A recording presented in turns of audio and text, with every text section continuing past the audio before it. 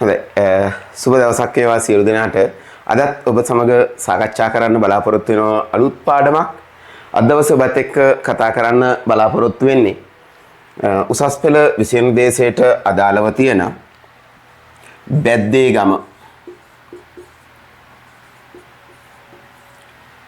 බැද්දේගම නවකතාව.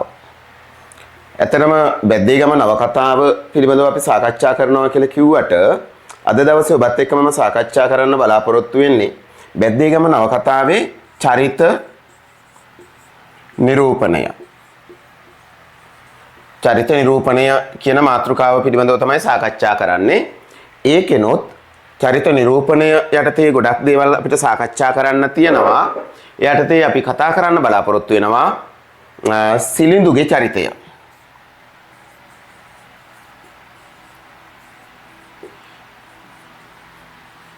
සිලිඳුගේ චරිතය. සිලිඳුගේ චරිතය පිළිබඳව සාකච්ඡා කරන්න කලින් අද දවසේ අපේ මාතෘකාව චරිත නිරූපණයනේ. ඒ නිසා මම බලාපොරොත්තු වෙන ඉස්සෙල්ලා කතා කරන්න චරිත නිරූපණය කියන්නේ මොකක්ද කියලා. චරිත නිරූපණය කියලා කියන්නේ නවකතාවක තියෙන ප්‍රධානම අංගය. චරිත නිරූපණය. එතකොට නවකතාව සහ කෙටි කතාව අතර වෙනස්කම පිළිබඳව කතා කරන්න ගත්තොත් නවකතාවක් ලියන්නෙම චරිත නිරූපණය සඳහා.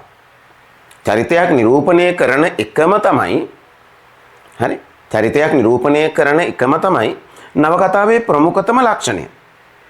දැන් කෙටි කතාකරුවෙක් කෙටි කතාවක් ලියනකොට කෙටි කතාවේ බලාපොරොත්තු වෙන්නේ අවස්ථාවක් නිරූපණය කරන්න.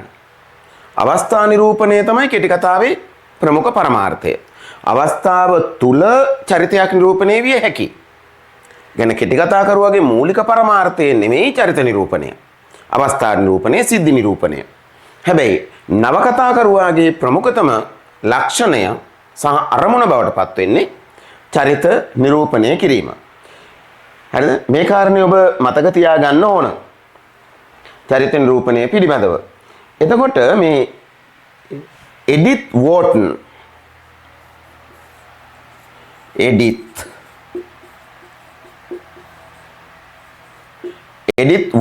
කියන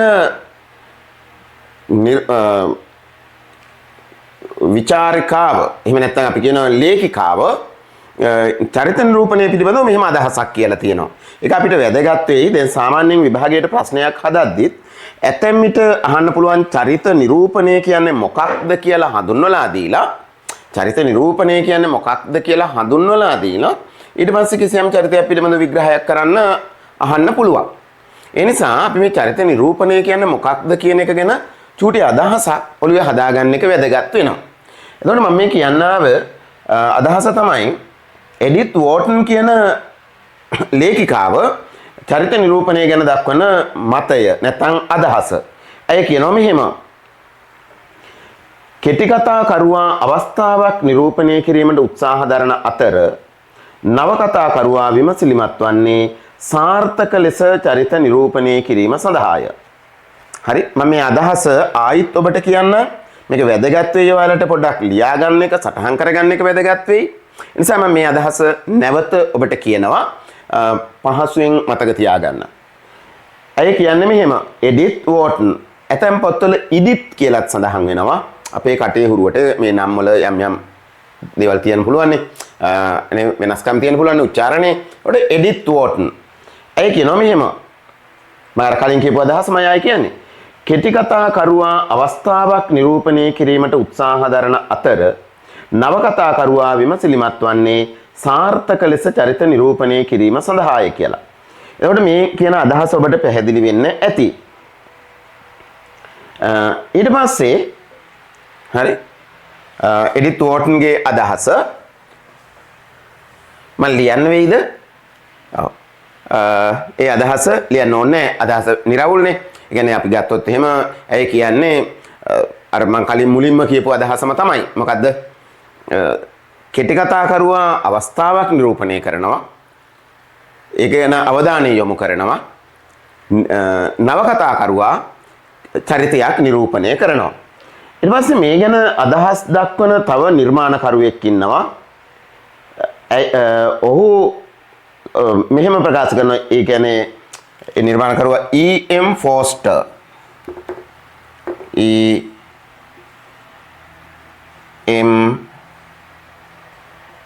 Foster. E.M. Foster. හරි. E.M. Foster කියන නිර්මාණකරුවා විචාරකයා මෙහෙම අදහසක් කියනවා. පරිපූර්ණ චරිතයක් තෝරා බේරාගත හැකි වන්නේ අපට විශ්වාස කළ හැකි ආකාරයකින් මේ චරිතයේ විවිධ පරස්පර විරෝධී අංගයන් ප්‍රදර්ශනය කිරීමේ හැකියාවක් ඊට තිබේද නැද්ද යන්න අනුවය කියන අදහසක් ප්‍රකාශ කරනවා. ඔතන දැන් පරිපූර්ණ චරිත සම්බන්ධ අදහසක් තමයි ඔහු එතනදී ප්‍රකාශ කරලා තියෙන්නේ. හරි. එතකොට දැන් මේ චරිත දැන් මේ විදිහට විවිධ නිර්මාණකරුවන් විසින් විවිධ චරිත නිරූපණය පිළිබඳ විවිධ අදහස් ප්‍රකාශ කරලා තියෙනවා. ඒ අතරේ ඒ.වී. සුරවීර මහාචාර්යවරයා ඒ.වී. සුරවීර මහාචාර්යවරයා හරිද? මගන්න ඒ.වී. සුරවීර කියන මහාචාර්යවරයා ඒ.වී. සුරවීර මහාචාර්යවරයා ප්‍රකාශ කරනවා මෙහෙම. ඔහු කියනවා කොටින් කියතොත් චරිත නිරූපණයක් නැති තැන නවකතාවක් නැත. කොටින් කියතොත් චරිත නිරූපණයක් නැති තැන නවකතාවක් නැත කියලා ඔහු ප්‍රකාශයක් කරනවා. මේ විදිහට ගත්තාම ඔබට පේනවා ඇති සෑම විටම නවකතාවක් තුළ වැදගත්ම අංගය බවට පත් වෙන්නේ චරිත නිරූපණය. දැන් බැද්දේගම අපි ගත්තොත් චරිත විශාල ප්‍රමාණයක් අන්තර්ගත වෙනවා. නවකතාවක් වුණාම චරිත විශාල ප්‍රමාණයක් තියෙනවා. ඒ චරිත අතර තියෙන වැදගත්ම චරිතය, කේන්ද්‍රීය චරිතය, ප්‍රධාන චරිතය හැටියට බැද්දේගම නවකතාකරුවා යොදාගෙන තියෙන්නේ සිලිඳුගේ චරිතය. හරිද? සිලිඳුගේ චරිතය තමයි යොදාගෙන තියෙන්නේ. එතකොට සිලිඳුගේ චරිතයේ විවිධ පැතිකඩයන් පිළිබඳව අපිට සාකච්ඡා කරන්න පුළුවන්. ඒ යටතේනොත් අද දවසේ මගේ මූලික අවධානය යොමු වෙන්නේ ඔයාලත් එක්ක සාකච්ඡා කරන්න මේ කියන චරිතයේ තියෙන පියතුමාගේ භූමිකාව, කියන්නේ පියාගේ භූමිකාව, සිලිඳු නැමැති පියාගේ භූමිකාව පිළිබඳව තමයි මම ඔබත් එක්ක අද දවසේ සාකච්ඡා කරන්න බලාපොරොත්තු වෙන්නේ. කියන්නේ තාත්තා කෙනෙක් හැටියට සිලිඳු දරුවන්ට ආදරය කළ විදිහ, දරුවෝ රැක බලාගත්ත විදිහ, හිත අස්සේ තිබුණු දරුවන්ට තිබුණු ආදරයේ ප්‍රේමයේ මොන වගේ එකක්ද කියන එක ගැන තමයි ඔබත් එක්ක මම සාකච්ඡා කරන්න බලාපොරොත්තු වෙන්නේ. එතකොට මම කලින් කියපු අදහස තමයි නවකතාවක ප්‍රමුඛතම ලක්ෂණය චරිත නිරූපණය. එතකොට ඒ ප්‍රමුඛතම ලක්ෂණය ගැන අපි සාකච්ඡා කරන්න බලාපොරොත්තු වෙනවා. මේ නවකතාව තුළ තියෙන ප්‍රධානම චරිතය භාවිතා කරමින් ප්‍රධාන චරිතයේ එක අංගයක් යොදාගෙන අපි මේ චරිත නිරූපණයේ තියෙන වැදගත්කම, වටිනාකම පිළිබඳව සාකච්ඡා කරන්න බලාපොරොත්තු වෙනවා. අපි මේ සිලිඳු නැමැති තාත්තා ගැන කතා කරන්න ගත්තාම තාත්තලා මොන වගේද? අපි දන්නවා තාත්තලාගේ හිත අස්සේ දරුවන්ට තියෙන ආදරය තැන්පත් වෙලා තියෙනවා. එක අපි කියන්නේ දරදඬු ප්‍රේමයක්. ඒ ප්‍රේමය වචන වලට පරිවර්තනය වෙන්නේ නැහැ. තාත්තගේ ආදරය වචන වලට පරිවර්තනය වෙන්නේ නැහැ. හරිද? එතකොට ඒක හිතේ පතුලේ ගැඹුරේ තැන්පත් වෙලා තියෙන්නේ. දරුවෝ පිළිබඳව තාත්තා හිතන්නේ කොහොමද කියන එක දරුවන්ට තේරුම් ගන්න ඉතා අමාරුයි, අපහසුයි.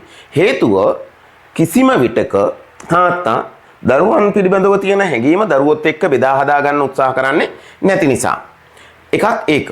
අනෙක් කාරණේ තමයි සාමාන්‍යයෙන් අපි තාත්තා ගත්තොත් එහෙම තාත්තගේ දුක, වේදනාව, කඳුල, සුසුම මේවා දරුවොත් එක්ක බෙදා හදා ගන්නේනේ. එතකොට අපිට හැඟීමක් නෑ දරුවන්ට තාත්තා කොයිතරම් මහන්සි වෙනවද දුක් විඳිනවද ඒක ගැන හැඟීමක් වැටහීමක් එන්නේ නෑ. හරිද? වචන වලට පෙරලන්න බැරි හැඟීමක් තමයි තාත්තගේ හිත ඇස්සේ තියෙන්නේ. අපි දන්නවා දැන් මම මේ බැද්දේගම ගැන අපි කතා කරනකොට මට මතක් වෙන කාරණයක් කියන මේ ඇත්තටම පීතෘ ප්‍රේමය පිය සෙනෙහස පිළිබඳව ඊටාම නේද හැඟීම්බර විදිහට ගැඹුරින් කතා කළ දැන් දරුවන් සහ තාත්තා අතර ගොඩනැගෙන දුරස්ත බව සහ දුරස්ත බව ඇතුලේ තියෙන ප්‍රේමය කතා කළ නිර්මාණයක් තියෙනවා. මහාචාර්ය දේවීර සරච්චන්ද්‍රයන්ගේ නාට්‍ය සිංහබාහු නාට්‍ය. ඒ සිංහබාහු නාට්‍ය ඇතුලේ තමයි තාත්තා කෙනෙක්ගේ ආදරය තාත්තා කෙනෙක්ගේ ප්‍රේමය කොයිතරම් නේද මේ කියන්නේ ඒක තාම හොඳින් තාම ගැඹුරින් නිරූපණය වෙච්ච නිර්මාණය මම දැක්ක. තව ඒවා තිබිය හැකි මට අහුවෙලා තියෙන්නේ ඒක. නේද අර දැන් මේ කතාව නේද මතක් වෙන නිසා මම ඔබත් එක්ක කියන්නේ පුතා මේ දැන් සිංහබාහු නාට්‍ය ගොඩනගන්න එක අවස්ථාවක දැන් මේකට ගන්නේ සිංහබාහු නාට්‍ය සඳහා යොදාගෙන තියෙන්නේ එක සිද්ධියක් නිරූපණය කරනවා පියසෙනෙහස ගැන නිරූපණය කරන්න යොදාගෙන තියෙන්නේ සරච්චන්ද්‍රයන් කියන විදිහටම මහා වග්ග පාළියේ අන්තර්ගත වෙච්ච කතාපුවතක්. ඒ කතාපුවතේ තියෙන සිද්ධිය තමයි කවුද බුදුරජාණන් වහන්සේ බෝසතාණන් වහන්සේ ඉස්සරහට ඇවිල්ලා බුදුන් වහන්සේ ඉස්සරහට ඇවිල්ලා මේ සුද්ධෝදන රජතුමා ඒ කියන්නේ බුදුන් වහන්සේගේ තාත්තා කරන ප්‍රකාශයක් ඒ ප්‍රකාශය කරන්න බලපාන කාරණේ සාධකයේ තමයි බුදුරජාණන් වහන්සේ රාහුල කුමාරයාව පැවිදි කරනවා. පැවිදි කළාට පස්සේ බුදුන් වහන්සේ ඉස්සරහට එන තාත්තා නැත්නම් සුද්ධෝදන රජතුමා එකත් පස්ව ඉඳගෙන වැඳගෙන තමන්ගේ පුතා බුදු වෙච්ච පුතා බුද්ධත්වයට පත් වෙච්ච දරුවාට වැඳගෙන කියන මෙහෙම කතාවක්. ඔබ වහන්සේ රජමෙදුරෙන් පිට වෙලා ගියාට පස්සේ බුද්ධත්වයේ හොයාගෙන ගියාට පස්සේ මම මගේ හිත හදාගත්තා ඔබ වහන්සේගේ සහෝදරයා පිළිබඳව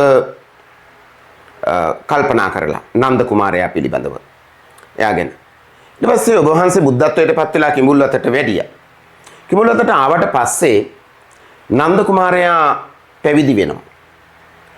නන්ද කුමාරයා පැවිදි වුණාට පස්සේ මම හිත හදාගත්තා රාහුල ගැන හිතලා. දැන් රාහුල පැවිදි වෙලා. දැන් මම කොහොමද හිත හදාගන්නේ?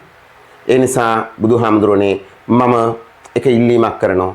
ඊට පස්සේ කවුරු හරි පැවිදි කරනවා නම් අම්මගෙන් තාත්තගෙන් අවසරයක් අරගෙන එහෙම නැත්නම් ඒ අයට කියලා එයාලගේ කැමැත්ත මත පැවිදි කරන්න කියලා ඉල්ලීමක් කරනවා. බුදුන් වහන්සේ මේ ඉල්ලීමට කන් දෙනවා. ඒකට මෙන්න මේ සිද්ධිය පාවිච්චි කරලා තමයි සිංහබාහු නාට්‍ය ගොඩනගන්නේ. ඒකෙදී අර පාලි පාඨයක් කියනෝනේ පුත්ත පේමං බන්තේ චවින් චින්දති චවින් චෙත්වා මන්සං චින්දති මන්සං චෙත්වා නහාරුං චින්දති නහාරුං චෙත්වා අට්ටිං චින්දති. ඒ කියන්නේ බුදුරජාණන් වහන්සේ පිය සෙනෙහස හැම සිඳගෙන ගිහිල්ලා නහර සිඳගෙන ගිහිල්ලා ඇට සිඳගෙන ගිහිල්ලා ඇට මිදුළු මත තැන්පත් වෙලා තියෙන දෙයක්. ඒකම තමයි ඉදිරිවීර සරච්චන්ද්‍රයන් කියන්නේ මෙහෙම. පුතු සෙනේ මස් නහර හැමසින්ද ඇට සොයා ගොස් ඇට තුලට වැද පුතු සෙනේ මස් නහර හැමසින්ද ඇට සොයා ගොස් ඇට තුලට වැද ඇට මිදුළු මත රඳා සිට දුක් දෙයි නිබන්දා. මෙහෙම කියන්නේ ඔය අදහසම තමයි. එතකොට මම මේ අද ඔබත් එක්ක සාකච්ඡා කරන්න උත්සාහ කරන්නේ හැම සිඳගෙන ගිහිල්ලා නහර සිඳගෙන ගිහිල්ලා මස් සිඳගෙන ගිහිල්ලා ඇට සිඳගෙන ගිහිල්ලා ඇට මිදුළු මත තැන්පත් වෙලා තියෙන පීතෘ ප්‍රේමයේ එක පැතිකඩක් තමයි මම ඔබත් එක්ක අද දවසේ සාකච්ඡා කරන්න බලාපොරොත්තු වෙන්නේ. සිනිඳු කියලා කියන්නේ දරුවන් පිළිබඳව අසීමිතව ආදරය කළ තාත්තා කෙනෙක්. හැබැයි මේ ආදරයේ තරම ගැඹුර සාමාන්‍ය සමාජයට තේරුම් ගන්න බැරි වුණා. අනිත් අයට තේරුම් ගන්න බැරි වුණා. මේ කාරණේ පිළිබඳව තමයි ඔබත් එක්ක කතා කරන්න උත්සාහ කරන්නේ. මම ඔබට මේ පියස නිහසේ ස්වභාවයේ ස්වરૂපය ගැන කියන්න කලින් කැමතියි දැන් මේ සිලිඳු කියන චරිතය මොන වගේ කෙනෙක්ද කියන අදහස කියන්න. සිලිඳු අසාමාන්‍ය මිනිසෙක්. සිලිඳු කියන්නේ මේ බැද්දේගම නවකතාවේ බැද්දේගම රචකයා. අපි දන්නවා මේක රචනා කළ ලෙනාඩ් වුල්ෆ් විදේශිකයෙක් ඔහු ලංකාවට ඇවිල්ලා ලංකාවේ පරිපාලන කටයුතු වලට සම්බන්ධ වෙලා ලබාගත් අත්දැකීම් ඇසුරු කරගෙන තමයි මේ නවකතාව ගොඩනගන්නේ. එතකොට මේ නවකතාවට පසුබිම හැටියට යොදාගන්නේ දකුණු පළාතේ හම්බන්තොට දිස්ත්‍රික්කයේ වනගතව පිහිටි පුංචි ගම්මානයක්. සාමාන්‍යයෙන් පවුල් 10ක් විතර ජීවත් වෙච්ච පොඩි ගමක්. මේ ගම්මානය හිටියේ මිනිස්සුන්ගේ ජීවන වෘත්තීන්, ඔවුන්ගේ චර්යාවන් ඒව පාදක කරගෙන තමයි, ඒව අත්දැකීම් හැටියට යොදාගෙන තමයි මේ නවකතාව ගොඩනගලා තියෙන්නේ. හරිනේ. එතකොට දැන් මේකෙදී අපිට පේනවා මේ ගමේ හිටිය චරිත අතර සුවිශේෂී චරිතයක් හැටියට නිර්මාණකරුවා මතු කරලා පෙන්නනවා සිලිඳුගේ චරිතය. දැන් සිලිඳු මොන වගේ කෙනෙක්ද? අපිට ආපහු දවසක පාඩමකින් සිලිඳුගේ ඔය අනිකුත් චරිත ලක්ෂණ ගැන කතා කරන්න පුළුවන්. හැබැයි මම අදට ඔබට මේ අපේ කතාවට අදාළව, ඒ කාරණාවට අදාළව ඔබත් එක්ක මම කිව්වොත් එහෙම සිලිඳු ගම තුල ගමේ මිනිස්සු අතර කම්මැලියෙක්. එයා නිදාගන්නේ සාමාන්‍ය මිනිස්සුන්ට වඩා වෙනස්. ඔහුගේ චර්යාවන් මිනිස් චර්යාවන්ට වඩා සමීප වුණේ වනයේ ඉන්න සත්ව චර්යාවන්ට, සතුන්ගේ චර්යාවන්ට. මම ඔයාලට නිකන් චූටි අදහසක්, මම හිතන්නේ මේ ඔක්කොටම මේ කොටස අහුවෙලා තියෙනවා. නවකතාව මේ සිලිඳු පිළිබඳව කියන මෙන්න මේ පුංචි කොටස බලන්න. හරි? සිලිඳුගේ චරිතය කතුවරයා හඳුන්වලා දෙන විදිහ, කතුවරයා හඳුන්වලා දෙන්නේ මෙන්න මෙහෙම. එක තැනක් කියනවා මගේ පොතේ නම් 10 වෙනි පිටුව. මගේ පොතේ මං කියවන පොතේ 10 වෙනි පිටුව. හැබැයි අර අලුතෙන් ආව පොතේ නම් 10 නෙමෙයි මං හිතන්නේ. ඒක පොඩි වෙනස්කමක් තියෙනවා. මේකේ තියෙනවා මෙහෙම. අන් හැම ගැමියෙකු මෙන්ම සිලිඳුද ගොවියෙකි. ඔහුට ටිකක් පිස්සුයි ගම්මු කීවෝය. හේන් ගොවිතැන් කිරීමේදී පවා ඔහු ගමෙන්ම අලස යාවිය. මොහුගේ ප්‍රධාන ජීවනෝපාය වූයේ දඩයමය. දවල් මහ වනයේ රිංගා ගොස් ඌරෙකුට හෝ මුවකුට හෝ එල්ල කරගන්නට ලැබුණොත් ඔහු තමාගේ දිග කැප්තුවක් වෙඩිල්ල නොවැරද්දුවේය. නැතහොත් රාත්‍රියේදී දිය කඩවල් සමීපයේ රැක සිට දියබොන්ට එහි පැමිණි ඌරන් හා මුවන් වෙඩි තබා මැරුවේය. රිලවකුගේ මෙන් ඇකිලුණු මුහුණක් හා දුරෙන් හඬ නොනගා පිය තබන අස්තීර අඩිත් ඇති මේ සංසුන් පුජ්‍යලයා ටිකක් පිස්සු ඇත්තකයි ගම්මුන් සැලකුවේ කවර කරුණක් නිසාදැයි එකවරට තේරුම් ගත නොහැකිය. බැලූ බැල්මට පෙනෙන්නේ ඔහු අනික් අයට වඩා ඔතෑනි වැඩි කතාවක් බහක් නැති මිනිසෙකු ලෙසින්. එහෙත් ගම්මෝ වෙන කරුණු සැලකූහ. බොහෝ වනසතුන් මෙන් සිලිඳුද නිදාගන්නේ දෙනෙත් ඇරගෙනය. බල්ලෙකු මෙන් ඔහු නින්දෙන් බිරුලයි, ගොරවයි, තිගැස්සෙයි. එහෙත් ඔහු නිදාගන්නේ මුවෙකු මෙන් ඉතා කෙටි නින්දකි. තද නින්දේ සිටියේදී පවා ඉතා සුළු ශබ්දයකින් සම්පූර්ණයෙන් අවදි වෙයි. බැද්දේ නොරිංගන හැම මොහොතකම ඔහු ගත කළේ තමාගේ පැල්පත යට ඇන තියාගෙන හිඳ හිස් බැල්මෙන් බලාගත් ගමන්නේ. එවිට ඔහු අවදියෙන් සිටීද නින්දෙන් සිටීද කිසිවෙකුටත් නොකිය හැකිය. දැන් ඔබට පැහැදිලි සිලිඳු කියන්නේ මොන වගේ කෙනෙක්ද? සිලිඳු කියන මිනිසයා කම්මැලි ගති ලක්ෂණ තියෙන, ගමේ හැමෝම ගොවිතැන් කරද්දී ගොවිතැනෙන් බැහැර වෙලා දඩයම් කරන මිනිසෙක්. දඩයමින් ජීවිකාව පවත්වගෙන යන මිනිහෙක්. දැන් මේක ගැන අපේ අවධානය චුට්ටක් යොමු වෙන්න ඕන. දැන් සිලිඳු පිස්සෙක් කියලා හැඳින්වුවේ ඇයි? ගැමියන් විසින් සිලිඳු පිස්සෙක් හැටියට අර්ථ නිරූපණය කළේ ඇයි? හොඳින් මතක තියාගන්න, ගමක හෝ පුජ්‍යල කණ්ඩායමක් ඇතුලේ, මිනිස්සු සමූහයක් ඇතුලේ හැමෝම වැඩ කරන විදිහට කරන එක සාමාන්‍ය තත්වයක් හැටියටත්, හැබැයි හැමෝම කරන දෙයට වඩා වෙනස් දෙයක් කරන මිනිසයා පිස්සෙක් හැටියටත් සලකනවා. හරිද? දැන් මේක කියාගෙන යද්දී ඔයාලට මතක් කරලා දෙන්න ඕන කාරණයක් තියෙනවා. ඔයාලට මතකද දන්නේ මේ නවකතාවේ මුල හරි සිලිඳු කියන කතාවක් තියෙනවා. මොකද්ද සිලිඳු කියන කතාව? ඔහු කියනවා මෙන්න මෙහෙම අදහසක්. මම බය නේද? ඔහු කියන කතාව. කියනවා මම බය උඹලා හැමෝමත් බය වෙන අලියටවත් කොටියටවත් වලහටවත් නෙමෙයි. මගේ බය තියෙන්නේ මේ මහා වනයේට කියලා. හරිද? දැන් මේ කතාව පිස්සු කතාවක්නේ. ඇයි? අලියට බය නැති මිනිස්සයා. කොටියට බය නැති මිනිස්සයා. හරි? අලියට කොටියට බය නැති එක සිනිඳු හැමතිස්සෙම කැලේ රිංග දඩයම් කරන සිනිඳු ගමේ ඇතුලේ මිනිස්සුත් එක්ක කියන ගමේ මිනිස් අනිත් අයත් එක්ක කියන ගම්මැසියොත් එක්ක කියනවා මම බය මගේ බය තියෙන්නේ මේ මහා වනාන්තරයට කියලා. හරිනේ. පිස්සුනේ මූට කියලා කෙනෙකුට හිතෙනවා. ගැමියෝ මේ වගේ අදහස් නිසා තමයි මෙයා පිස්සේ කෙරේට සැලකුවේ. මම ඔබෙන් අහන්නේ ඇත්තටම සිලිඳුට පිස්සුද? ඇත්තටම සිලිඳුට පිස්සුද? මිනිස්සු පිස්සෙක් කියලා හංවඩු ගහපු සිලිඳුට පිස්සුද? ඒ කියන්නේ අපි බලන්න තියෙන්නේ. හොඳින් මතක තියාගන්න පුතේ. හොඳින් මතක තියාගන්න දරුවෝ. දැන් හැමෝම බය වුණේ අලියට කොටියට. සිනිඳු කියනවා මම අලියට කොටියට බය නැහැ. හැබැයි මම බයයි කැලේට. එහෙම කියන්නේ මොකක් නිසාද ඔහු? ඔහු මෙහෙම කියන්නේ ගමේ අනිත් සාමාන්‍ය මිනිසුන්ට වඩා වැඩි දෙයක්, ඊට වඩා වැඩි දෙයක් සිනිඳුට දැනෙන නිසා, පේන නිසා. සාමාන්‍ය ගෙමියන්ට වඩා ගොඩක් ඉස්සරහින් ඔහු දෙයක් දකිනවා. ඔහුගේ චින්තනයේ තියෙන සාමාන්‍ය ගෙමියන්ට වඩා ගොඩක් ඉස්සරහා. මං ආයිත් ඔබෙන් අහන්නේ සිලිඳු ඇයි කැලේට බය? සිලිඳු දන්නවා අලි කොටි වලස්සු නිර්මාණය කරන්නේ කැලෑව විසින්. අලියා කොටියා වලහ නිර්මාණය කරන්නේ කැලෑව. එතකොට අපි බය වෙන්න ඕන මොකටද? අපි බය වෙන්න ඕන අලියට කොටියට වලහට නෙමෙයි. අපි බය වෙන්න ඕන අලි කොටි වලස්සු නිර්මාණය කරන වනයේට. දැන් මේක අනිකුත් සාමාන්‍ය ගෙමියන්ට වටහා ගන්න පුළුවන්ද, තේරුම් ගන්න පුළුවන්ද? තේරුම් ගන්න බෑ. එතකොට සාමාන්‍ය මිනිස්සුන්ට තේරුම් ගන්න බැරි, හැබැයි සාමාන්‍ය මිනිස්සු දකින්නට වඩා ඉස්සරහ ඉදිරියේ දකින නේ සිලිඳු පිස්සෙක් හැටියට ගම්මුන් විසින් හංවඩු ගහනවා. ඒ කියන්නේ මේ සමාජය ඇතුලේ මේ තත්ත්වය ඕන තරම් වෙනවා.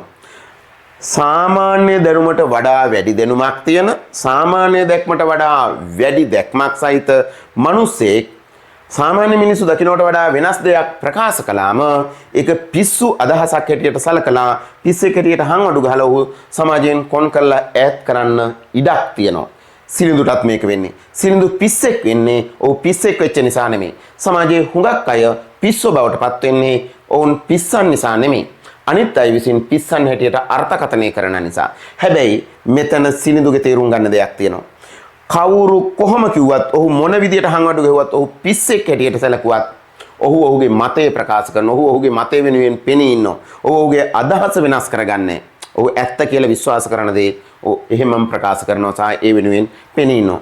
මෙන්න මේ කොන්ද තියෙන්න ඕන තමන්ගේ අදහස, තමන්ගේ හැඟීම, තමන්ගේ දැක්ම අනුව අදහස් පළ කරන්න. ඒ අතින් සිලිඳු පට්ට.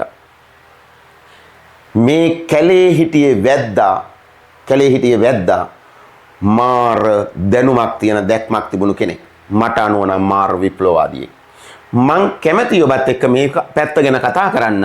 ඒකට මං ඉඩ තියාගන්නවා අනාගතයේ දවසක. මට අද දවසේ ඔබත් එක්ක කතා කරන්න අවශ්‍ය වෙන්නේ සිලිඳුගේ හිතේ තියුණු දරුවන් පිළිබඳව තිබුණු සෙනෙහස, ප්‍රේමය ගැන. හරි. දැන් ඔන්න සිලිඳු කියන්නේ මොන වගේ කෙනෙක්ද? ඔහුට සමාජය ඇතුලේ ගොඩනැගිලා තිබුණු නේද අදහස, ඔහු පිළිබඳව ගොඩනගලා තිබුණු අදහස, ඔහු පිළිබඳව ගොඩනගලා තිබුණු ප්‍රවාදය මොන වගේ එකක්ද කියලා ඔබට දැන් පැහැදිලි. දැන් සිලිඳුගේ දරුවන්ට තියෙන ආදරය ගැන කතා කරන්න ගියාම සිලිඳු කියන චරිතය පිළිබඳව ඒකේ කවදාකවත් අපේ හිතින් මැකිලා යන්නේ නැති කෙනෙක්නේ. අපේ ආදරය දිනා ගන්න අමුතු මිනිස්සෙක් සිලිඳු කියලා කියන්නේ. අපේ සෙනෙහස දිනා ගන්න, අපේ මතකයේ තුල තැන්පත් වෙන අමුතු මිනිස්සෙක් සිලිඳු. එහෙම කියන්නේ පුතා සිලිඳු විවාහ වෙලා හිටියේ සිලිඳුගේ බිරිඳ ඩිංගි හාමි. සිනිඳු විවාහ වෙලා හිටියේ ඩිංගිහාමි. එතකොට ඩිංගිහාමි කියලා කියන්නේ ගමේ ආරච්චිගේ සහෝදරිය. ඩිංගිහාමි කියලා කියන්නේ ගමේ ආරච්චිගේ සහෝදරිය. එතකොට මෙන්න මේ ඩිංගිහාමි ගැප් ගන්නවා සිනිඳු නිසා. සිනිඳු බලාපොරොත්තු වෙනවා ඩිංගිහාමි පිරිමි දරුවෙක් බිහි කරයි කියලා.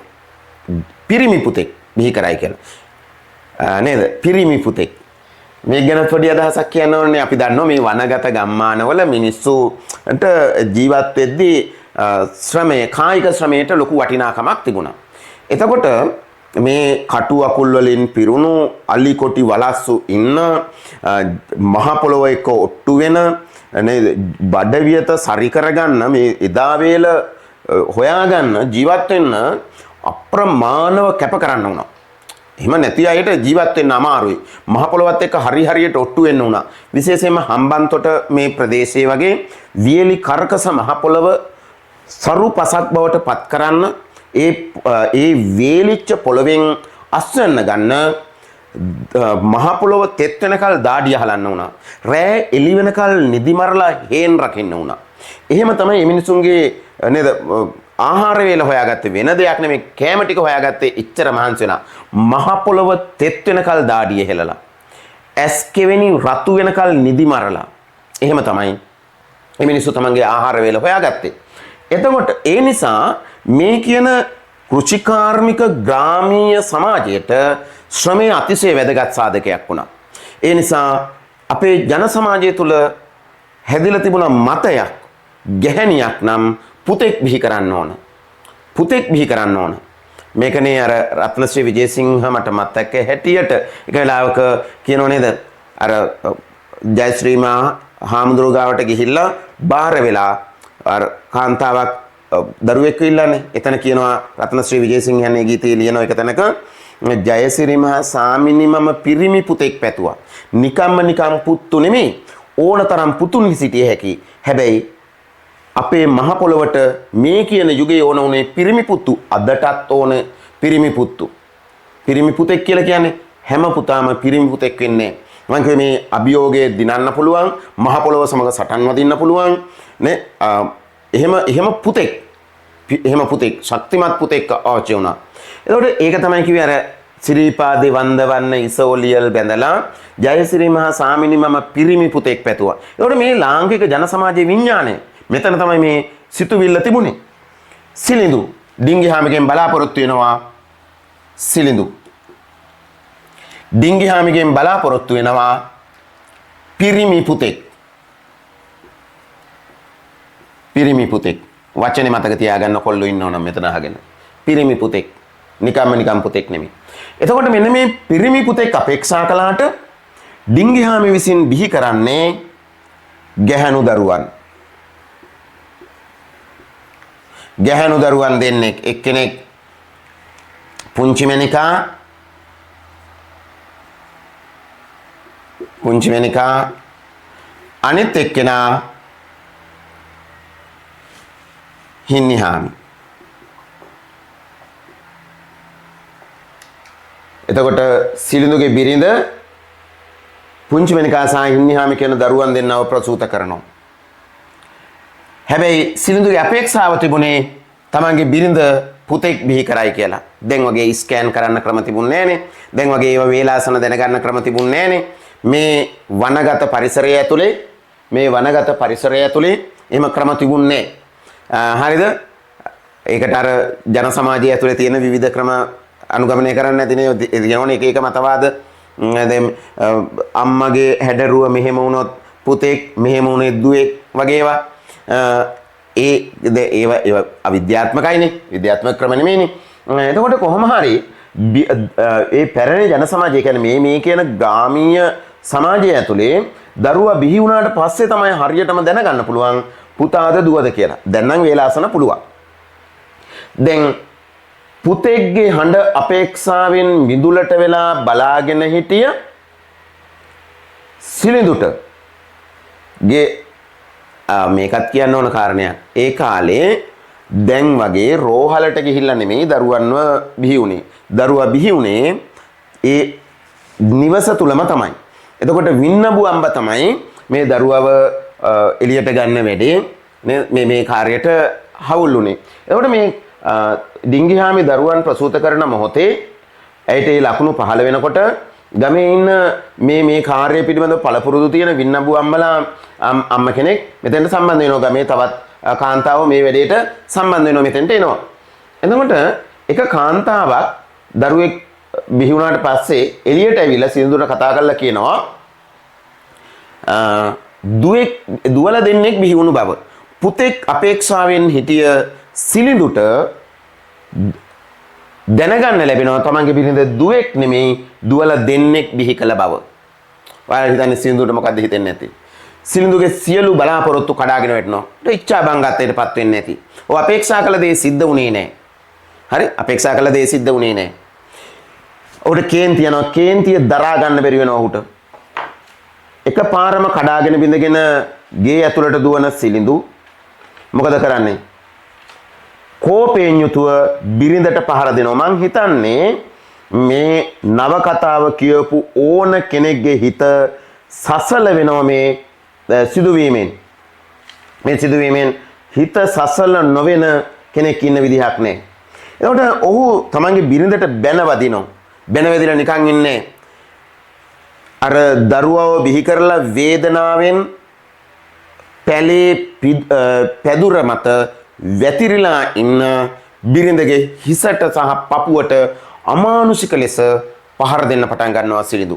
සිලිඳු කියන්නේ අමු ම්ලේච්චෙක්. මේ සිද්ධිය දිහා බලාගෙන ඉන්නකොට අපිට මේක උහුලන්නේ අහස පොළොව නුහුලන අපරාධයක් සිද්ධ වෙන්නේ යන්නේ. මේක දරා ගන්න අමාරුයි. මහ පොළොවටත් බර වැඩි සිද්ධියක්. දරුවෝ දෙන්නෙක් ප්‍රසූත කරලා අපි දන්නවා මේ පරිසරය මෙම සුරක්ෂිත එකක් නෙමෙයි. මේ පරිසරය තුළ දරුවන් දෙන්නෙක් ප්‍රසූත කරලා මේ දැඩි වේදනාවකින් ඉන්න අඩු ගානේ වේදනානාශක බෙහෙත් පෙත් මොකක්වත් නැහැනේ. දැන් ඒ මොනාවක් නැහැනේ. එතකොට මේ දරුවව ප්‍රසූත කරලා දැඩි අපහසුතාවයෙන් දැඩි වේදනාවෙන් ඉන්න බිරිඳ ළඟට පණින රාක්ෂයෙක් වගේ කඩාගෙන පණින සිලිඳු අතිශය අමානුෂික ලෙස බිරිඳට පහර දෙනවා. නිකම් නෙමේ ඌ බැන වදිනවා ඒ වෙලාවේ. කාටවත් නේද ඒ පහර දීම නතර කරගන්න බැරි වෙනවා. මේ පහර දීම නතර කරන්නේ ඩිංගිහාමිගේ සහෝදරයා ආරච්චි අල්ලපු ගෙදර හිටියේ. දුවගෙන ඇවිල්ලා සිලිඳුව හරි අමාරුවෙන් බේරගෙන එළියට අරගෙන ඇවිල්ලා. සිලිඳු මොකක් කියලාද බිරිඳට පහර දෙන්න මොනා කියමින්ද? මෙන්න මෙහෙම කියන්නේ. මේක හැමෝටම මතක පාඩයක්. නවකතාව කියවපු හැමෝම මෙතෙන්ට ඇවිල්ලා නතර වෙනවා තප්පරයක්. මෙතෙන්ට ඇවිල්ලා මොහොතක් නතර වෙනවා. මෙතෙන්ට නේද මෙතන ආවයින් පස්සේ හිතක් තියෙන කෙනෙකුට මෙතනින් ඉස්සරහට යන්න බෑ. අපි සසල වෙනවා. හරි අපි සසල වෙනවා මෙතන. මේ බලන්න. මේක කියන විදිය. පරට්ටි කොමට පුතෙක්. කොමගේ තුවක්කුව උස්සගෙන කැලේට යන්න පුතෙක්. කොමගේ හේන එලි කරව ගන්න පුතෙක්. ගෙදර තියාගෙන කණ්ඩා දෙන්න හරි හම්බ කරන්නයි දෑවැද්ද ලේස්ති කරන්නයි තීමට පරට්ටිය වදනවද නොදකින්ති. මෙහෙම කියා බිරිඳට පහර දෙනවා. අපි මතක තියාගන්න ඇය මේ වෙනකොට දරුවෝ දෙන්නෙක් ප්‍රසූත කළා දැඩි අපහසුයෙන් වේදනාවෙන් ඉන්නේ. දැන් ඔන්න මට මතුවෙන ගැටලුව ඔබ මගේ ඉස්සරහ හිටියනම් මම ඔබෙන් මේ ප්‍රශ්නේ අහනවා. මට මතුවෙන ප්‍රශ්නේ තමයි මෙහෙම දරුවෝ දෙන්නෙක් ප්‍රසූත කළ තමන්ගේ ආදරණීය බිරිඳට අමානුෂික ලෙස පහර දෙන නරුම හිතක් තියෙන මිනිස්සෙකුට තාත්තා කෙනෙක් වෙන්න පුළුවන්ද? මේකනේ ප්‍රශ්නේ. දැන් මෙයාට පුළුවන්ද දරුවන්ට ආදරය කරන්න? මෙයාගේ හිත තුළ දරුවෝ නේද දරුවෝ ගැන ප්‍රේමයක්, සෙනෙහසක්, ආදරයක් ඇති වෙයිද? මේ විතරක් නෙමෙයි මේ සිද්ධියෙන් පස්සේ අවුරුදු 3ක් යනකල් දරුවෝ දිහා බලන්නේවත් නැහැ. තව ඛේද වාචකයක් සිද්ධ වෙනවා. මොකද්ද වෙන ඛේද වාචකේ? මේ පහර දීමෙන් දවස් කීපයකට පස්සේ දවස් 2-3කට පස්සේ ඩිංගිහාමි මිය යනවා. ඇතැම් විට දරුවෝ දෙන්න ප්‍රසූත කළ වේදනාව, සෙමියාගේ අමානුෂික පහර දීම මේ සියලු සිද්ධි හේතු වෙන්නේ නැති. ඇය දරුවෝ දෙන්න මේ ලෝකේ තනි කරලා ජීවන ගමන නිමා කරනවා. ඇත්තටම ජීවන ගමන නිමා කළාට වඩා මම කැමති කියන්න ඇය මේ දුක්ඛ දෝමනස්යන්ගෙන් නිදහස් වෙලා ගියා. මේ වද වේදනාවන්ගෙන් නිදහස් වෙලා ගියා. ඇය මිය යනවා. දරුවෝ දෙන්න හදාගන්න ඉදිරිපත් වෙන්නේ සිලිඳුගේ සහෝදරිය. සිලිඳුගේ සහෝදරියගේ නම කර්ලිනා හාමි. සිලිඳුගේ සහෝදරිය කර්ලිනා හාමි. කර්ලිනා. හරි? ඇයත් වැන්දබුවක්. ඇගේ සැමියා මිය ගිහිල්ලා ඊට පස්සේ තනියම ගෙදරට වෙලා හිටියේ. ඩිංගි හාමි මිය ගියාම සිලිඳුගේ ගෙදරට ඇවිල්ලා දරුවෝ දෙන්න බලා ගන්නවා. ඇය ඊටාම ආදරණීය තැනැත්තියක්. ඇය ගැනත් අපිට කතා කරන්න පුළුවන් පස්සේ දවසක. ඇය දරුවෝ දෙන්නට කිසිම වෙනස්කමක් නොකොට කර්ලිනා හාමි දරුවෝ දෙන්න බලා ගන්නවා. අවුරුදු 3ක් කර්ලිනා හාමි දරුවෝ දෙන්න හදා වඩා ගන්නවා. අඩුම ගානේ සිලිඳු දරුවෝ උන්නද මලාද කියලාවත් බැලුවේ නැහැ. සිලිඳුට මතකයක්වත් තිබුණේ නැහැ. උන්නද මලාද කියලාවත් බැලුවේ නැහැ. හරිද? එතකොට දැන් අවුරුදු 3කට විතර පස්සේ දවසක සිලිඳු ඔහුට පුරුදු පරිදි මිදුලේ එන තියාගෙන වාඩි වෙලා ඉන්නවා. එන තියාගෙන ඉන්නවා කියන්නේ අපිට ඕක කියන්න පුළුවන් වෙන වචනකින් කිව්වොත් උක්කුටකෙන් වාඩි වෙලා කැලෑව දිහා බලාගෙන ඉන්නවා. මෙහෙම බලාගෙන ඉද්දී පුංචි මණිකා ඉස්සලා ඉවිල්ලා ඔහුගේ සිලිඳුගේ දණහියට අත තියලා මූණට ඉබිකම් කරලා බලනවා. සිලිඳු මොකද කරන්නේ? දරුවව ළඟට අරගෙන තුරුළු කරගන්නවා. ඒත් එක්කම ඒ මිදුලේ අනිත් පැත්තේ හිටිය හින්නි හාමිත් මෙතෙන්ට එනවා දරුවෝ දෙන්නව තුරුළු කරගෙන දරුවෝ දෙන්නට කතාවක් කියන්න පටන් ගන්නවා. මෙතෙන් සිට මෙතන ඉඳලා සිලිඳු දරුවන්ට අසීමිතව ආදරය කරනවා. දරුවන්ට අසීමිතව ආදරය කරන්න පටන් ගන්නවා මේ දවසේ ඉඳලා. දැන් මෙතන සිලිඳු මොකද්ද දරුවන්ට කියලා දෙන කතාව?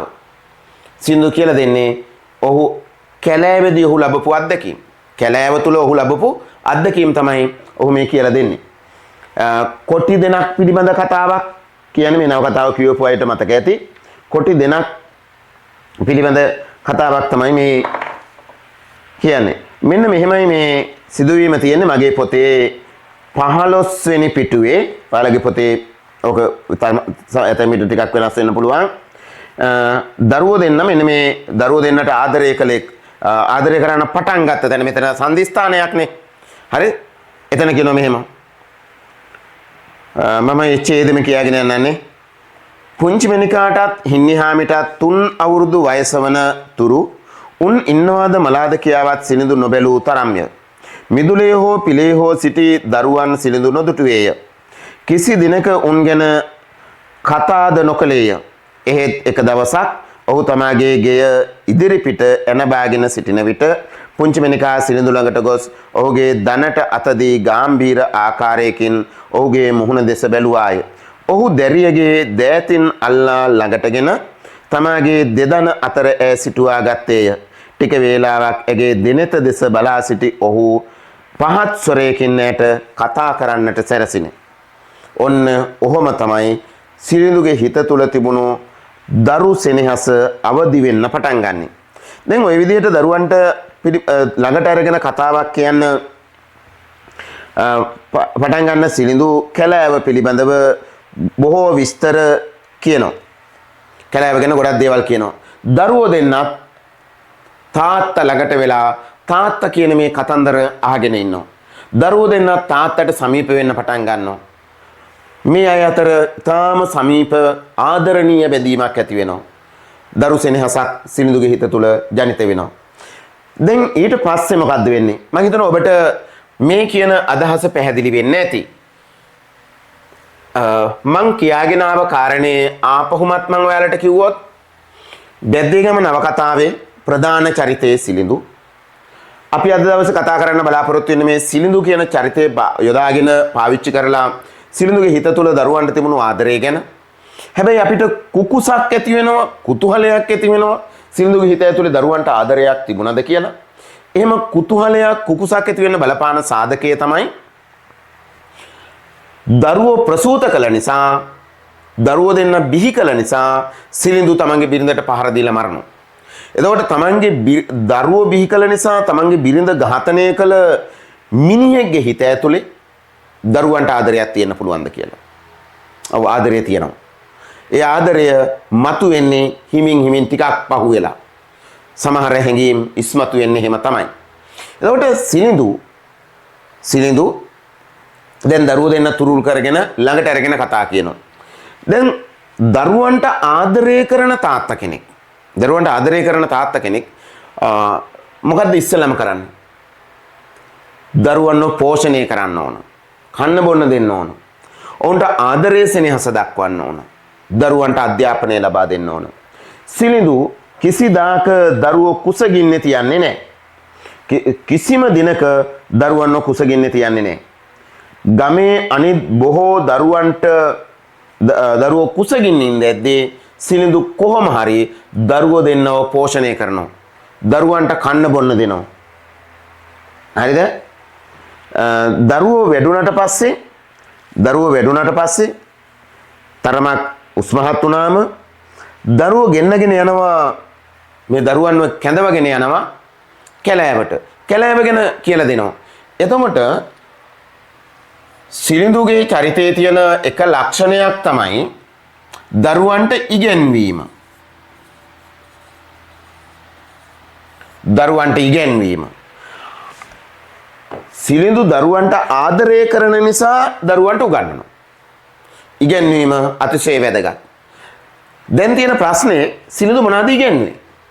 ඉගැන්වුවේ සිලිඳු දන්න දේ. සිලිඳු දන්නේ මොනවද? සිලිඳු දන්නේ කැලෑව ගැන. සිලිඳු තමන් දන්න කැලෑව ගැන දරුවන්ට හොඳින් ඉගැන්වුවා. මේ බලන්නකෝ.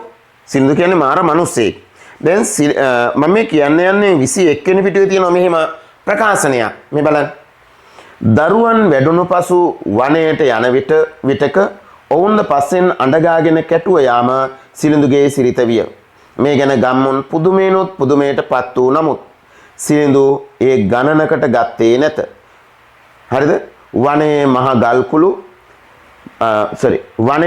ගල්කුළු මත තිබෙන දිය කඩවල්, ග්‍රීස්මේදී ඇතුන් සැඟවී සිටින කැලෑ රොදවල් හා අතු කඩා කන ගස්, මීහරකුන් ලගින මඩ අගුරු, දිවිවලසුන් ගුහා සාදා ගන්නා තැන් ආදිය ඔහු ඔවුන්ට පෙන්වුවේය. දවල් කාලයේදී ගෝනුන් සැඟවී සිටින තිප්පලවල් දක්වද්දී ඒ තැන්වල සිටි ගෝනුන් 10-12 දෙනා පිට වී ගියේ මහා ගල්කුළු සෙවණැල්ලකින් මෑත් වුණ මාවවුල් රොත්තක් වනගැබට වැදී නොපෙනී යන ලෙසින් කොළයක් රිකිල්ලක් නොසැලී නොපෑගී නිසොල්මනේ සතුන්ට ලංවන හැටි ඔහු ඔවුන්ට කියා දුන්නේය. වනයේදී සිලිඳු හා කතා කරනවා යයි කී වන සතුන් තමන් සමග කතා නොකරන්නේ මන්දයි සිතූ ඔහු මුලදී පුදුම වූහ. මේ කියන්නේ මොකද්ද? සිලිඳු වනාන්තරය ගැන හොඳින් දැනගෙන හිටියා. දරුවන්ට වනාන්තරය පිළිබඳව තමන් දන්න දේ ඉගෙනුවා. ඉගෙනීම ආදරේ ප්‍රකාශ කරන එක විලාසයක් දරුවන්ට කියලා දෙනවා. දැන් මෙතෙන් සිට මේ කැලෑව ගැන මේ වනාන්තරය පිළිබඳව දරුවන්ට ඉගැන්වීම කොයිතරම් වැදගත් වුණාද? අපි දන්නවා මේ නවකතාවේ අවසානට පුංචි වෙනක තනි වෙනවා. මුළු ගමේ සමහරු මේ යද්දී සමහරු ගම අතහැරලා යද්දී පුංචි වෙනිකා මේ මහා වනාන්තරයේ මැද තනියෙන් ජීවත් වෙනවා. ඇයට ඒ පන්නරය ලැබුණේ කොතනින්ද? සිලිඳුගේ මේ අධ්‍යාපනයෙන්. ඇයට ඒ ශක්තිය ලැබුණේ සිලිඳුගේ මේ අධ්‍යාපනයෙන්. එහෙනම් ඔන්න දරුවන්ට මේ සිලිඳු ආදරය කළා කියන එක අපිට තාවුරු කරන්න තියෙන එක සාධකයක් තමයි මොකක්ද? දරුවන්ට උගන්වනවා. හරි.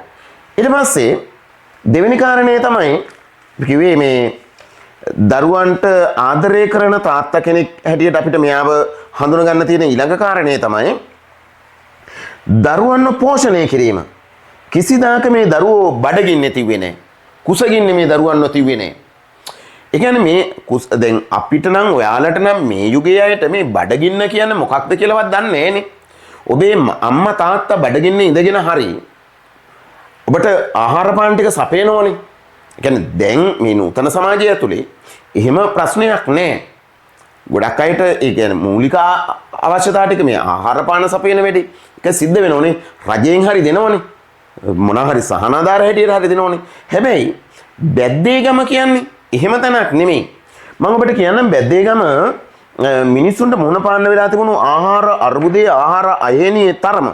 ඔයාලට මතක ඇති මේ නවකතාව කියාගෙන යද්දී එක තැනකදී අහුවෙනවා වැව ළඟදී ගමේ කාන්තාවන් අතර ගැටුමක් ඇති වෙන තැන.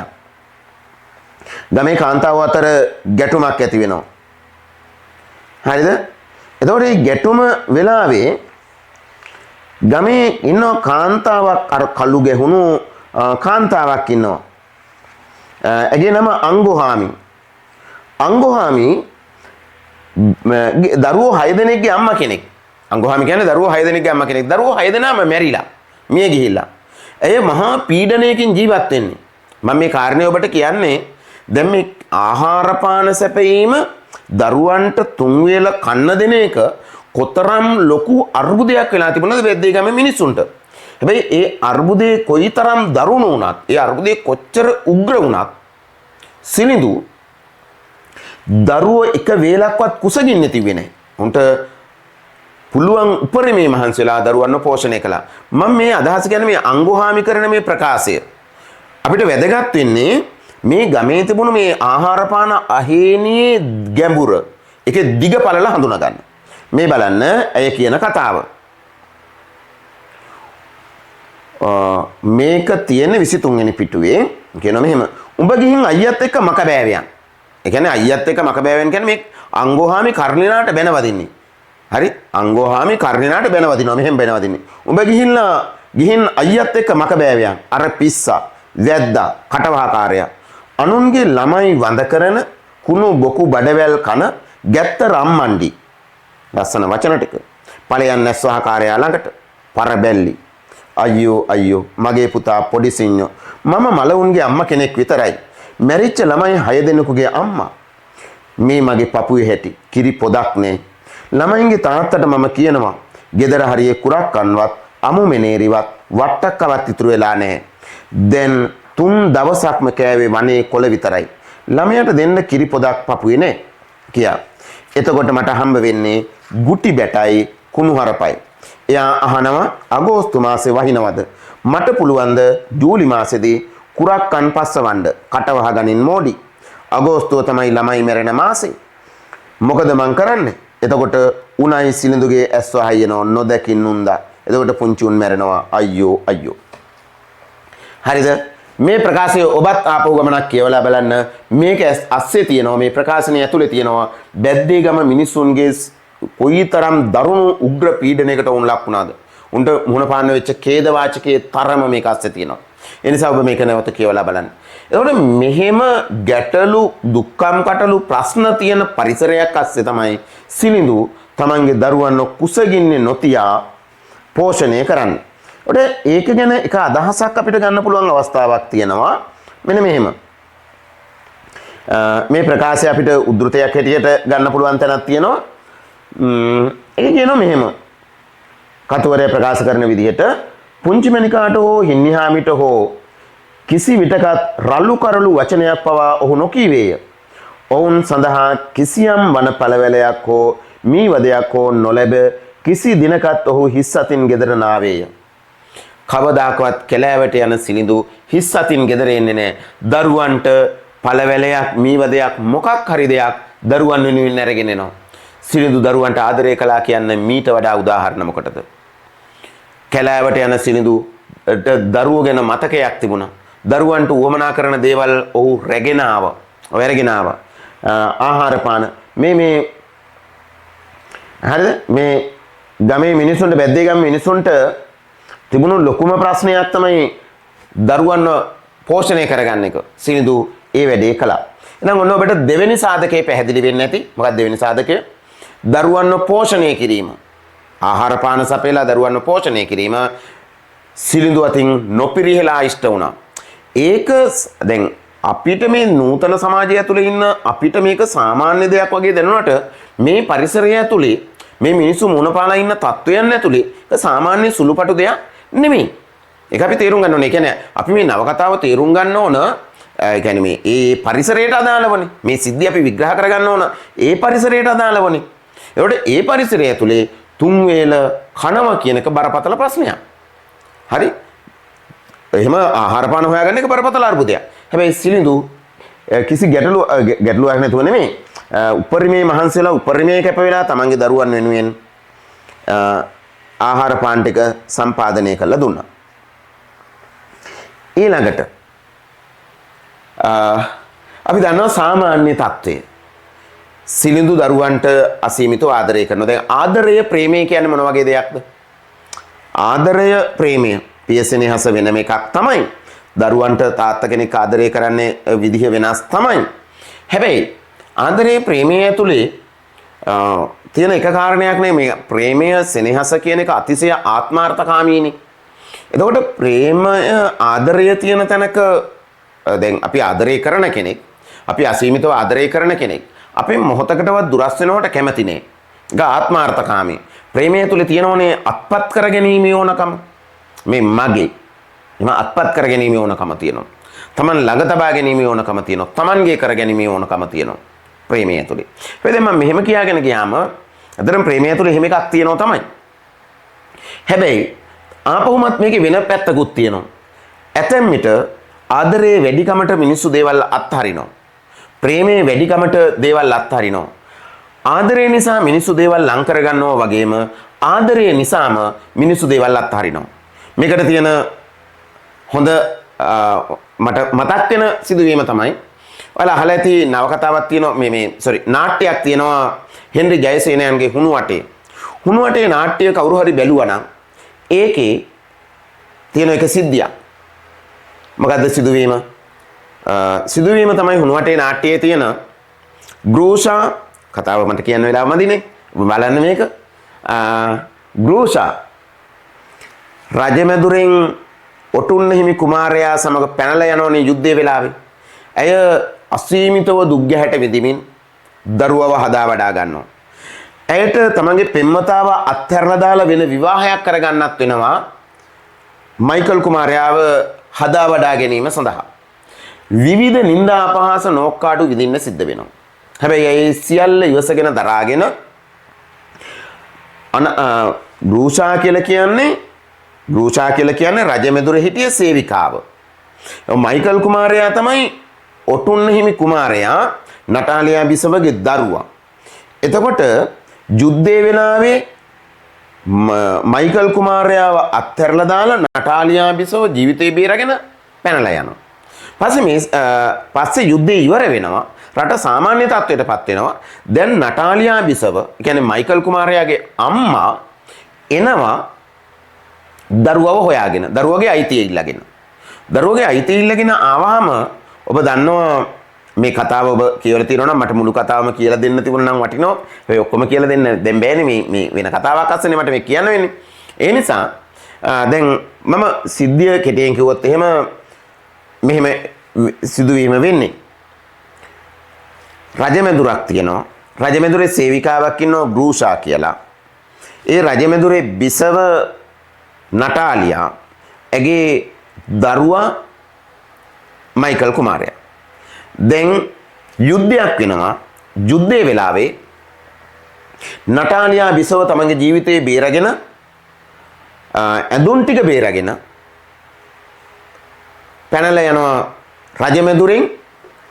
කුමාරයා මාලිගාවේ තනි වෙනවා. ඒකට තනි වෙලා ඉන්න මේ පුංචි කුමාරයා අතදරුවා දාලා මේ මරු කටක මකර කටක දාලා යන්න ග්‍රූෂා කියන මේ සේවිකාවට නොහැකි වෙනවා. බැරි වෙනවා.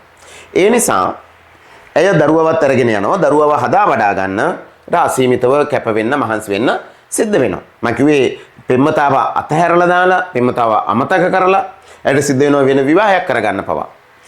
විවිධ කටකතා අහන්න වෙනවා. නිന്ദා අපහාස අවලාද අහන්න වෙනවා. තමන්ගේම අයගෙන් පවා ඇය ප්‍රතික්ෂේප වෙනවා. නගරයට ගිහිල්ලා දරුවෙක්ව හදාගෙන ගමට ආවා කියලා. මේ විවිධ ප්‍රශ්න වලට මුහුණ දෙනවා. කොහොම වුණත් දරුවට තියෙන අසීමිත දාරක ස්නේහය නිසා, අසීමිත සෙනෙහස නිසා දරුවා පිළිබඳව ඇති වෙච්ච මෙයා මේ සියලු දුක් ගැහැට විඳගෙන දරුවව හදා ගන්නවා. ඔහොම දරුවව හදාගෙන යද්දි දරුවට අවුරුදු 7ක් විතර වෙද්දී මොකද්ද සිද්ධ වෙන්නේ? දරුවට අවුරුදු 7ක් වෙද්දී නටාලියා බිසව රටේ යුද්ධය කැරලි කොලහල තත්ත්වයේ නැති වෙලා යනවා. නටාලියා බිසවට ඕන වෙනවා නැවත මයිකල් කුමාරයා. මෙයාව හොයාගෙන එනවා. ග්‍රූෂාලගේ ඉන්නව දකින්නවා.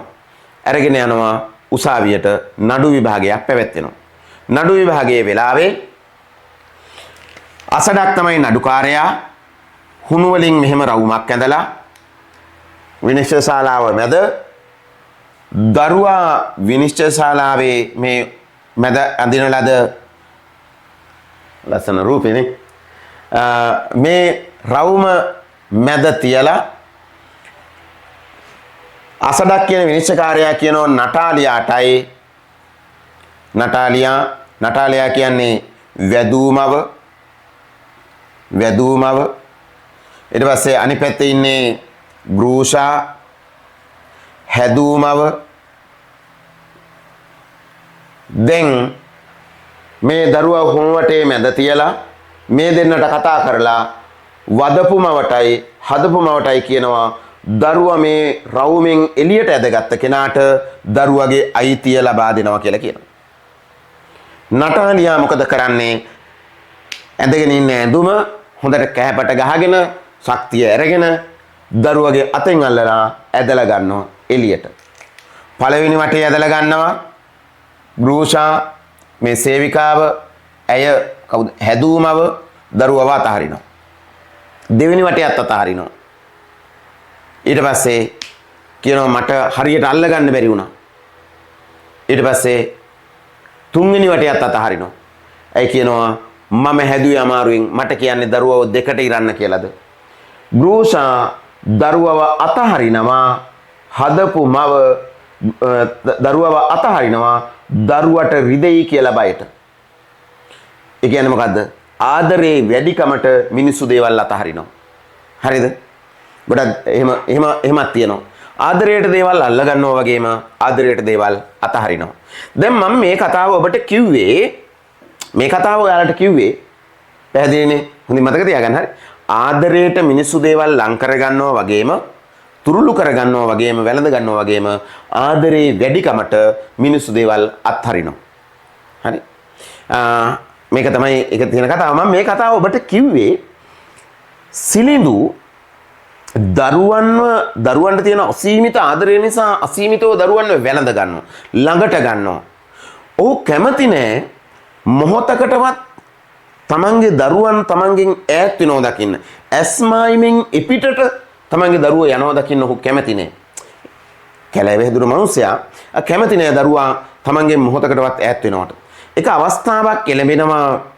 එතකොට ඇය වැඩිමහල් දියණිය මේ දෙන නිවුණු වැඩිමහල් දියණිය පුංචි වෙනිකට වයස අවුරුදු 15යි. ඇයට පෙම්වතෙක් ප්‍රේම යෝජනාවක් ගේනවා. පෙම්වතා තමයි බබුන් නවකතාවේ. බබුන් කියන්නේ ආරච්චිගේ මසිනා. බබුන්. ඒ කියන්නේ ආරච්චිගේ බිරිඳගේ සහෝදරයා. බබුන් පුංචි වෙනිකට ප්‍රේමය ප්‍රකාශ කරනවා. බබුන්ට අවුරුදු 21යි. අවුලක් නෑ කොල්ලා අවුරුදු 21යි. හැබැයි ඇය පුංචි වෙනිකට අවුරුදු 15යි.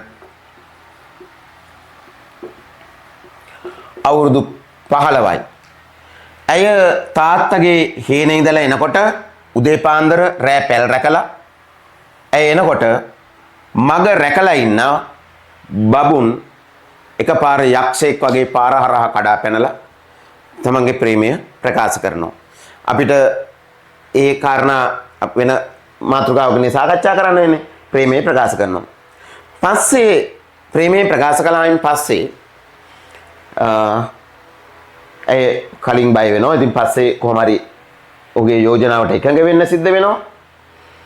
ඊට පස්සේ බබුන් කියන්නේ නියම කොල්ලෙක්. එදා උදේ පුංචි වෙනකට ප්‍රේමය ප්‍රකාශ කළා. හවස ගිහිල්ලා තමන්ගේ අක්කත් එක්ක කියන්නේ ආරච්චිගේ බිරිඳ නැන්චෝහාමිත් එක්ක කියනවා තමන්ට විවාහ වෙන්න ඕන බව. තමන් පුංචි වෙනකට එක්ක විවාහ වෙන්න කැමති බව. පුංචි වෙනකට ආදරය කරන බව ඔහු ප්‍රකාශ කරනවා. මේ සාකච්ඡාව ඇතුලේ ගැටුමක් ඇති වෙනවා. ගැටුමේ අවසාන ඵලය බවට පත් වෙන්නේ ආරච්චි සහ බබුන්ගේ සහෝදරිය ආරච්චිගේ බිරිඳ එකතු වෙලා බබුන්ව එළියට දානවා. ඊට පස්සේ බබුන් කෙඩින් වෙනවා පුංචි වෙනිකා හොයාගෙන සිනිඳුගේ ගෙදරට. සිනිඳුත් එක්ක මේ පිළිබඳව සාකච්ඡා කරනවා. පැහැදිලිද? මම මේ සිද්ධිය කිව්වේ නැත්නම් කෙනෙකුට මේක අමතක වෙලා තියෙන පුළුවන් කතාවේ අගමුල පැටලිලක් වෙන්න පුළුවන්. ඒ නිසා දැන් අපිට වැදගත් වෙන කාරණේ තමයි දැන් මම කියන්නේ අපේ මාතෘකාව මොකද්ද? සිනිඳුගේ හිත ඇතුලේ දරුවන්ට තිබුණු ආදරයේ තරම. මේ විදිහට පුංචි වෙනිකාව හොයාගෙන බබුන් ඇවිල්ලා බබුන් ඍජුව තමන්ගේ අදහස ප්‍රකාශ කරනවා සිනිඳුත් එක්ක. ප්‍රකාශ කරනාට පස්සේ සිනිඳු මොකද්ද කියන්නේ? සිනිඳු කියනවා මෙහෙම මේ කතාව අහගෙන ඉඳලා සාවධානව සවන් දීලා ඔය කියන මෙහෙම කෙල්ල දීගක දෙන්න තරමට ලපටි වැඩි තාම කෙල්ල දීගක දෙන්න තරමට ලපටි වැඩි එහෙම කියනවා ඇයි ඔහු එහෙම කියන්නේ මේ ගමේ ගොඩක් අය අවුරුදු 15 වෙනකොට කසාද බැඳලා හැබැයි පුංචි මෙනිකා ගැන මෙයා හිතන්නේ තාම පුංචි දරුවෙක් ලපටි වැඩි තාම ඊට පස්සේ දැන් ඒක කිව්වට සාර්ථක වෙන්නේ බබුන් තර්ක ඉදිරිපත් කරනවා බබුන් කියනවා මෙහෙම ළමයා වැඩි විය පැමිණලා ඉන්නවා දීග ගිහින් මේ ගමේ ඉන්න හුඟක් ගෑනුන්ට වැඩිය මේ ළමයාට වයසයි ඊට පස්සේ ආපහුමත් කියනවා ළමයා බොහොම ලපටි ඈ උඹට දෙන්න බෑ ඒකෙන් අපල ඇති වෙන්න පුළුවනි ඔය කැමති නෑ පුංචි මණිකාව විවාහ කරලා දෙන්න පුංචි මණිකාව විවාහ කරලා දෙන්න අකමැතිකම නිසා ඔව් කියනවා මේ තාම පුංචි වැඩි කියලා ඊට පස්සේ මේ සාකච්ඡාව දිගින් දිගට යනවා බබු මේ සිනිඳු කොහොමත් කැමතිනේ මේ විවාහයට මේ කතාව අහගෙන ඉන්නවා ගේ ඇතුලේ ඉඳගෙන පුංචි මණිකාත් මෙතෙන්ට ඇවිල්ලා කතා කරන්න පටන් ගන්නවා කරුණු පැහැදිලි කරන්න පටන් ගන්නවා මෙහෙමයි අය කරුණු පැහැදිලි කරන්නේ මේ බලන්නකෝ දැන් මේවා මේ දැන් වගේ අර බොරුවට කියන කතා නෙමෙයි හරි මේ බලන්නකෝ බබුන් තමන්ගේ ප්‍රේමය ප්‍රකාශ කරන විලාසය මේ මාමණ්ඩි නැත්තම් සිලුදු ඉස්සරහා මෙහෙමයි කියන්නේ පුංචි මණිකා නැතුව ජීවත් වෙන්න මට බෑ ඒ නිසා අක්කත් මසිනාත් එක්ක කෝලහල කරගෙන මන් ඔවුන්ගේ ගෙදරින් පිට වුණා මන් ඔබෙන් දෑවැද්දක් ඉල්ලන්නේ නෑ උඹ මට ඈ දෙන්න බැරිය කියන්නේ ඇයි මම අහනවනේ එතකොට ඒකට කියනවා ගමේ මිනිස්සු අපිට කියන්නේ වැද්දෝ කියා උඹ ආරච්චිලගේ පවුලේ මිනිහෙක් වනේ ඉන්න කොටි ගමේ ඉන්න ගම්බැල්ලියොත් එක්ක එකතු වෙනවද පැහැදිලිනේ මෙයාගේ තර්කය උඹ වනේ ඉන්න කොටියෙක් ඒ බැල්ලියා ගමේ ඉන්න ගම්බැල්ලියක එක කොටියෙක් කොහමද එකතු වෙන්නේ මේක ඇතුලේ ලොකු දේශපාලන කතාවකුත් තියෙනවනේ මේක ඇතුලේ ලොකු දේශපාලන කතාවකුත් තියෙනවා කොහොම හරි මේ කතාව දිගින් දිගට ඇදිලා යනවා හරිද ඊට පස්සේ කතාව අතරතුර සිනිඳු කියනවා මෙහෙම ප්‍රකාශයක් මේ ප්‍රකාශයට අපේ හිත සසල වෙනවා කීරි ගහනවා අර පොඩි රිදුමක් ඇතුළු වෙනවා මේ බලන්න ඒක ඇස්සේ තියෙනවා සිනිඳුගේ මුළු ජීවිත කතාවම තියෙන එක ඇස්සේ කියනවා මෙහෙම අයියෝ මගේ දූත් මගෙන් ගණ්ඩ හදනවා ගෙදර හරියේ තියනවද සතයක් හාල් ඇටයක් කුරක් කන්න ඇටයක් මිරිස් කරලක් හකුරු ටිකක් එච්චර එපා ලුණු පුපුරක්වත් නෑ ගේ එහෙම පිටින්ම හිස් ඒත් හොරුන්ට නම් මොනව නමුත් නැත්තේ නෑ මං ගෙදර නැති අතර හොරුන් රිංගනවා මම කවල පොල හදාපු මට අප්පොච්චි කියාපු මං කැලේ ඉඳලා එනකොට පළවෙලත් මීවදත් ගෙනත් දීපු මගේ පුංචි උන් දකින්නවා නයි පොළොංගුවාගේ හොරු මේකට හොරෙන් රිංගලා මගේ පුංචි උන් මගෙන් හොරකම් කරනවා උනුත් කැමති උනුත් hina වෙනවා යන්න පවුනේ ඇයි සිලිඳුට තියනවා කියන්න තිබුණ කිසිවක් තිබුණේ නැහැ ඔහුට තිබුණු එකම ධනය එකම වත්කම දරුවන්ගේ ආදරේ හැර වෙන කිසිවක්ම නැහැ වෙන මොකක්වත් නැහැ එතකොට දැන් මේ මොකද්ද වෙන්න යන්නේ ආදරයත් වෙන කෙනෙක් දරුවන්ගේ ආදරයත් වෙන කෙනෙක් එක්ක බෙදා ගන්න සිද්ධ වෙලා සිලිඳු මේකට කැමති නැහැ දරුවන්ගේ ආදරයෙන් ඔහුට මිදෙන්න බෑ දරුවන්ගෙන් ඔහුට වෙන් වෙන්න බෑ ඒකනේ මේ ප්‍රකාශ කළේ හැබැයි මෙතනදී මොකද්ද වෙන්නේ මෙතනදී අන්තිමට සිද්ධ වෙන දේ තමයි අවසානට මේක සිද්ධ වෙන දේ තමයි හැමෝම තර්ක කරනවා මේ විවාහය කරලා දෙන්න ඕන කියලා කර්ලිනාහම මේ ඔක්කොම ටික කතා කරනවා මෙතෙන්ට කවුද මේ පුංචි මණිකත් ඇවිල්ලා කරුණු පැහැදිලි කරනවා අන්තිමේ සිලිඳුට මේකට විරුද්ධ වෙන්න බැරි වෙලා යනවා ඒ නිසා ඔහු නිහඬ වෙනවා මං කියනනම් ඒ කොටස මෙහෙමයි තියෙන්නේ තමාගේ වාසියට හේතු වන කිසිවක් කිරීමට හෝ කීමට හෝ සිනිඳු අසමත් විය. තවත් පවක් තමාට පළදුන් බව පමණක් සිනිඳු වටහා ගත්තේය. කතාව නතර විය. ගැහැණු රාත්‍රී බත පිළියෙල කිරීමට ගෙතුලට ගියහ. සිනිඳු තරු රැසින් බැබළුණ අහසට යටින් නොකඩවා විහිද ගිය වන රේඛාව දෙස ඇසිපිය නොහෙලා බලාගෙන මිදුලේ කොළොම් ගහයට එන බාගෙන උන්නේය. කැලෑවේ නිශ්චලතාව අවට පැතිරෙන ඔහුගේ කෑම ටික පුංචි මිනිකා ගෙනවිත් දුන්නේය. සිලිඳුගේ දොම්නස මකන්ටත් ඔහු කැඳවාගෙන යන්ටත් බොහෝ උත්සාහ දැරිය. එහෙත් ඔහු එතනින් සොලවන්ටවත් ඇයට බැරි විය. මුළු රෑ එළිවනතුරු අඳුරු වනයේ දෙස බලාගෙන ඔහු මිදුල මැද හිඳගෙන උන් ඔහුගේ මුවින් ඉඳ හිට පිට වූයේ අයියෝ ගෙදර පාළුයි යන්න පමණකි. අයියෝ ගෙදර පාළුයි.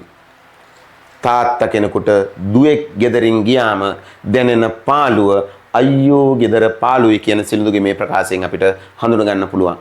දැන් සිලිඳු කවදාකවත් කිව්වේ නෑ මම උඹලට ආදරය කරනවා. මට උඹල නැතුව බෑ. මාව දාලා යන්න එපා. ඒවා කිව්වේ නෑනේ. හැබැයි මේ වෙලාවේ ඔහු තනියම ඔහුට මුමුණ ගන්නවා අයියෝ ගෙදර පාළුයි. ඒ කියන්නේ මේ ගේ ඇතුලේ තිබුණු එකම සම්පත එකම වස්තුව දරුවන්ගේ ආදරය. සිලිඳුට දැන් ඒ ආදරය අහිමි වෙමින් තියෙනවා. ඔබට පේනවද සිලිඳුගේ හිත ඇතුලේ දරුවන්ට කොතරම් ආදරයක් ප්‍රේමයක් තිබුණද කියන එක පැහැදිලි ඇති තේරෙනවා ඇති.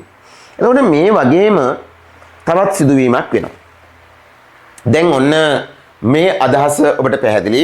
පුංචි මණිකාට විවාහයක් යෝජනාවක් ඉදිරිපත් වෙනවා බබුන්ගෙන්. බබුන් කියලා කියන්නේ සාමාන්‍ය කෙනෙක් නෙමෙයි. ඇයි සාමාන්‍ය කෙනෙක් නොවෙන්නේ? මේ ගමේ හිටිය කඩවසම්ම තරුණයා. මේ ගමේ හිටිය ශක්තිමත්ම තරුණයා. මේ ගමේ හිටිය බල සම්පන්නම තරුණයා. මේ ගමේ මීට වඩා වෙන තරුණයෙක් හිටියේ නේ. හරි? එතකොට මේ තරුණයා තමන්ගේ දුවට විවාහ යෝජනාවක් ගේනවා. සිනිඳු මේකට දැඩිසේ අකමැති වෙනවා මේ යෝජනාවට. හැබැයි අන්තිමේ ඔහු නිහඬ වෙනවා. ඒක වෙනම කාරණයක්. මේකට අකමැති වෙනවා. ඇයි අකමැති වෙන්නේ? අකමැති වෙන්නේ අන් කිසිවක් නිසා නෙමෙයි.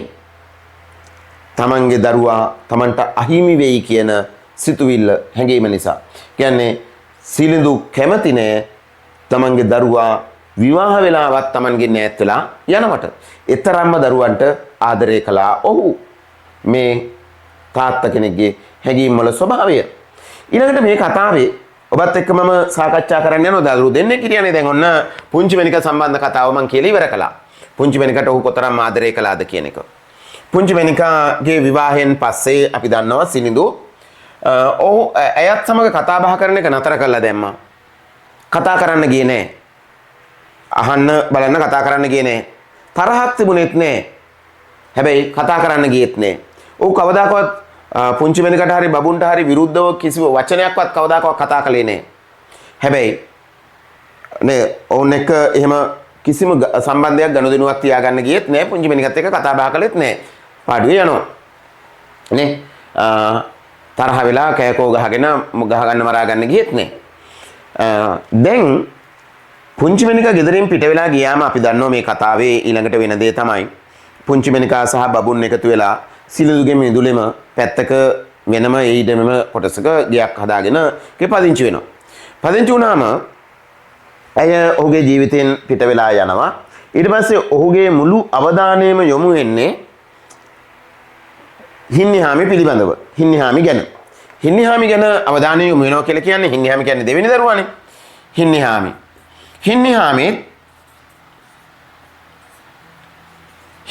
තමන්ගේ තාත්තට අසීමිතව ආදරය කරනවා. හින්නිහාමි තමන්ගේ දරුවට අසීමිතව ආදරය කරනවා.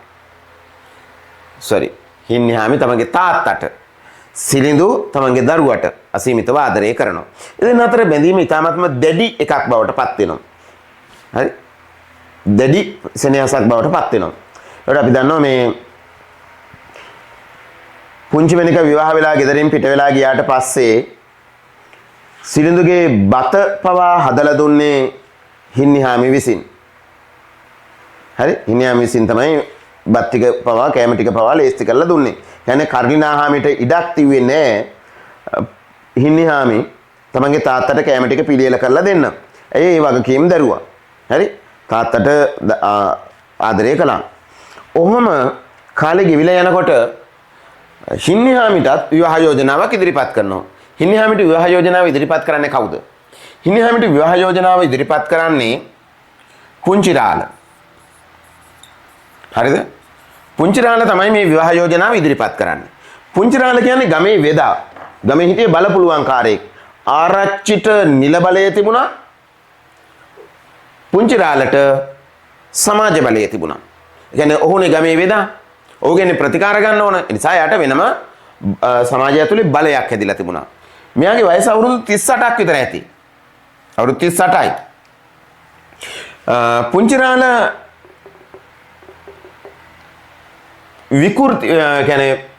විකෘති වෙච්ච රූපයක් තියෙන කෙනෙක්. ඔහුගේ අර ඇහැක් පේන්නේ වලහෙක් පහර දීලා. හරි.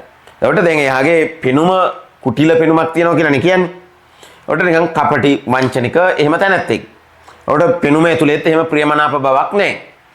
දැන් මේ ප්‍රියමනාප බව ගැන මම නිකන් කිව්වේ චරිතය මතක් වෙන්න ඕන නිසා.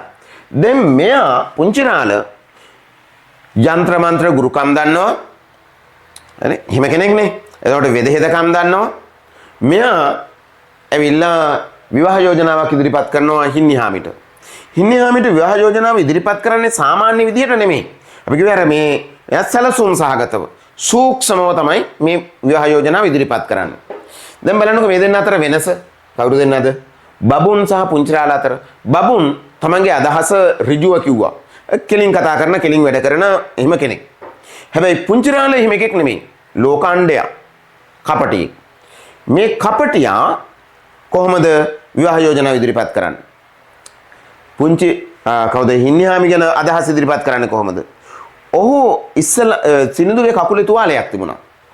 බෙහෙත් ටිකකුත් හදාගෙන තුවාලෙට බෙහෙත් කරන්න එන මුවාවෙන් එනවා ගෙදරට. හිතාසේ වෙන සංකල්පනාවක් තියෙනවා. වෙන චේතනාවක් තියෙනවා. ඒක දන්නේ නැහැ කවුරුවත්. ඇවිල්ලා බෙහෙත් කරලා ඊට පස්සේ මේ යంత్ర මන්ත්‍ර ගුරුකම් ගැන කතා කරන්න පටන් ගන්නවා. විශේෂයෙන්ම වශී ගුරුකම් ගැන. ඒ වශී ගුරුකම් වල තියෙන බලය ගැන සාකච්ඡා කරන්න පටන් ගන්නවා. මේ කතා අහන්න මේ අදෘශ්‍යමාන බලවේග ගැන තියෙන ඒ පිළිබඳව තියෙන විස්මයජනක කතා අහන්න මේ මිනිස්සු කැමතියි. විශේෂයෙන්ම කර්ණිනාහාමි කතා කරගෙන යනවා. ඒ කතාවේ එක අවස්ථාවක කියවෙනවා තමන්ට විවාහයක් කරගන්න අවශ්‍ය බව. කර්ණිනාහාමි එකට කියනවා මොකක් කියලාද? වෙදරාලට යంత్ర මන්ත්‍ර ගුරුකම් ඕන වෙන්නේ නෑනේ. කසාදයක් බැඳ ගන්න කියලා කිව්වහම කියනවා පුංචිරාල කියනවා මේ ගමේ කසාද නොබැතු කෙනෙකුට ඉන්නේ හින්නිහාමි විතරයි. ඔන්න මෙයාලට තරු පේන්න පටන් ගන්නවා කර්ලිනාහාමිටයි සිලිඳුටයි අනිත් අයටයි. ඇයි මේ මිනිසයා මෙච්චර වෙලා කතා කරලා තියන්නේ හින්නිහාමි ගැන අදහස හිතේ තියාගෙන කියලා තේරෙනවා. දැන් පැහැදිලිද? මිනිස්සු මෙහෙම අය ඉන්නව සමාජය ඇතුලේ. Tamanට කියන්න ඕන දේ ඉෂ්ට කරගන්න ඕන අරමුණ ඒක හිතේ තියාගෙන ඒක ප්‍රකාශන කොට අවස්ථාව වෙනකල් ඒකට ගැළපෙන වටපිටාව හදන මිනිස්සු ඉන්නවා. එහෙමයි ඉන්නවා. ඒකට වෙදරාල නැත්නම් පුංචිරාලත් අන්න එහෙම මිනිස්සෙක්. මෙයා මේ අදහස ඉදිරිපත් කළාම ඔක්කොම වික්ෂිප්ත භාවයටපත් වෙනවා. උත්තර දෙන්න බැරි වෙලා යනවා. කතා කරන්න බැරි වෙලා යනවා. හැබැයි සිලිඳු මොකද්ද මේකට දෙන උත්තරේ? මේකට දෙන උත්තරේ තමයි එයාව මෙන්න මෙහෙම මම පොතේ මේ තියෙන කොටස මම කියන්න. ඒක කියන මෙහෙම. හරි? සිලිඳුගේ මුහුණ ශෝකාකූල විය. ඒ කියන්නේ මේ සිලිඳුගේ මුහුණ ශෝකාකූල වෙන්නේ සිලිඳුට මේ හින්නිහාමි ගැන විවාහ යෝජනාව ඉදිරිපත් කළාට පස්සේ ඒක අහන සිලිඳුගේ මුහුණ ශෝකාකූල වෙනවා. සිලිඳුගේ මුහුණ ශෝකාකූල විය. වෙදරාල විරුද්ධ කර ගැනීමට හොඳ මිනිහෙක් නොවේ. කවුරුත් ඔහු ගැන හොඳින් දනිති. සිලිඳු ඉතා පහත් ස්වරයෙන් කතා කළේය. ළමයා තවම ලපටි වැඩි. ඈ තව මල්වර වෙලත් නැහැ. පුංචිරාල සිනාසුනේ. අපූර්ව කතාවක් නේ. මේ පුංචිරාල දෙන උත්තරේ අපූර්ව කතාවක් නේ. දෙන්න නිබුල්ලුනේ. එක්කෙනෙක් දීග ගිහින් දැන් අවුරුද්දක් වෙනවා. අනිත් එක්කෙනා තව මල්වර වෙලත් නැහැ. මෙයා මේක පිළිගන්නේ නැහැ. ඊට පස්සේ සිලිඳු කියනවා කොහොමවත් මේ දරුවව දෙන්න බෑ. ඒ අදහස කියන්නේ මේ විදිහට ළමයා එහෙම හැදිච්ච එකක් නෙමෙයි. ඒකයි උඹට මං කියන්නේ ඇගේ කැමැත්තට විරුද්ධව මට උඹට දෙන්න බෑ. මේ බලන්නකෝ මේ කැලේ වැද්දා. කැලේ වැද්දා. එහෙමනේ අපිට කියන්නේ නේ සිලිඳු. දඩයමින් කරමින් කැලෑව තුල ජීවත් වෙච්ච මිනිස්සයානේ. මෙයා අර දරුවන්ගේ මානසික නිදහස කොච්චර අගය කරනවද? දරුවන්ගේ මානසික නිදහස. ඔව් ඉතා පැහැදිලිව කියන්නේ මෙහෙමනේ. කියනවා ළමයා එහෙම හැදිච්ච කියක් නෙමෙයි. ඒකයි උඹට මං කියන්නේ. ඇගේ කැමැත්තට විරුද්ධව මට උඹට දෙන්න බෑ. පැහැදිලිද? ඒකට සිනිඳු දරුවන්ට ආදරය කළ බව තේරුම් ගන්න තියෙන හොඳ අවස්ථාවක් මේක.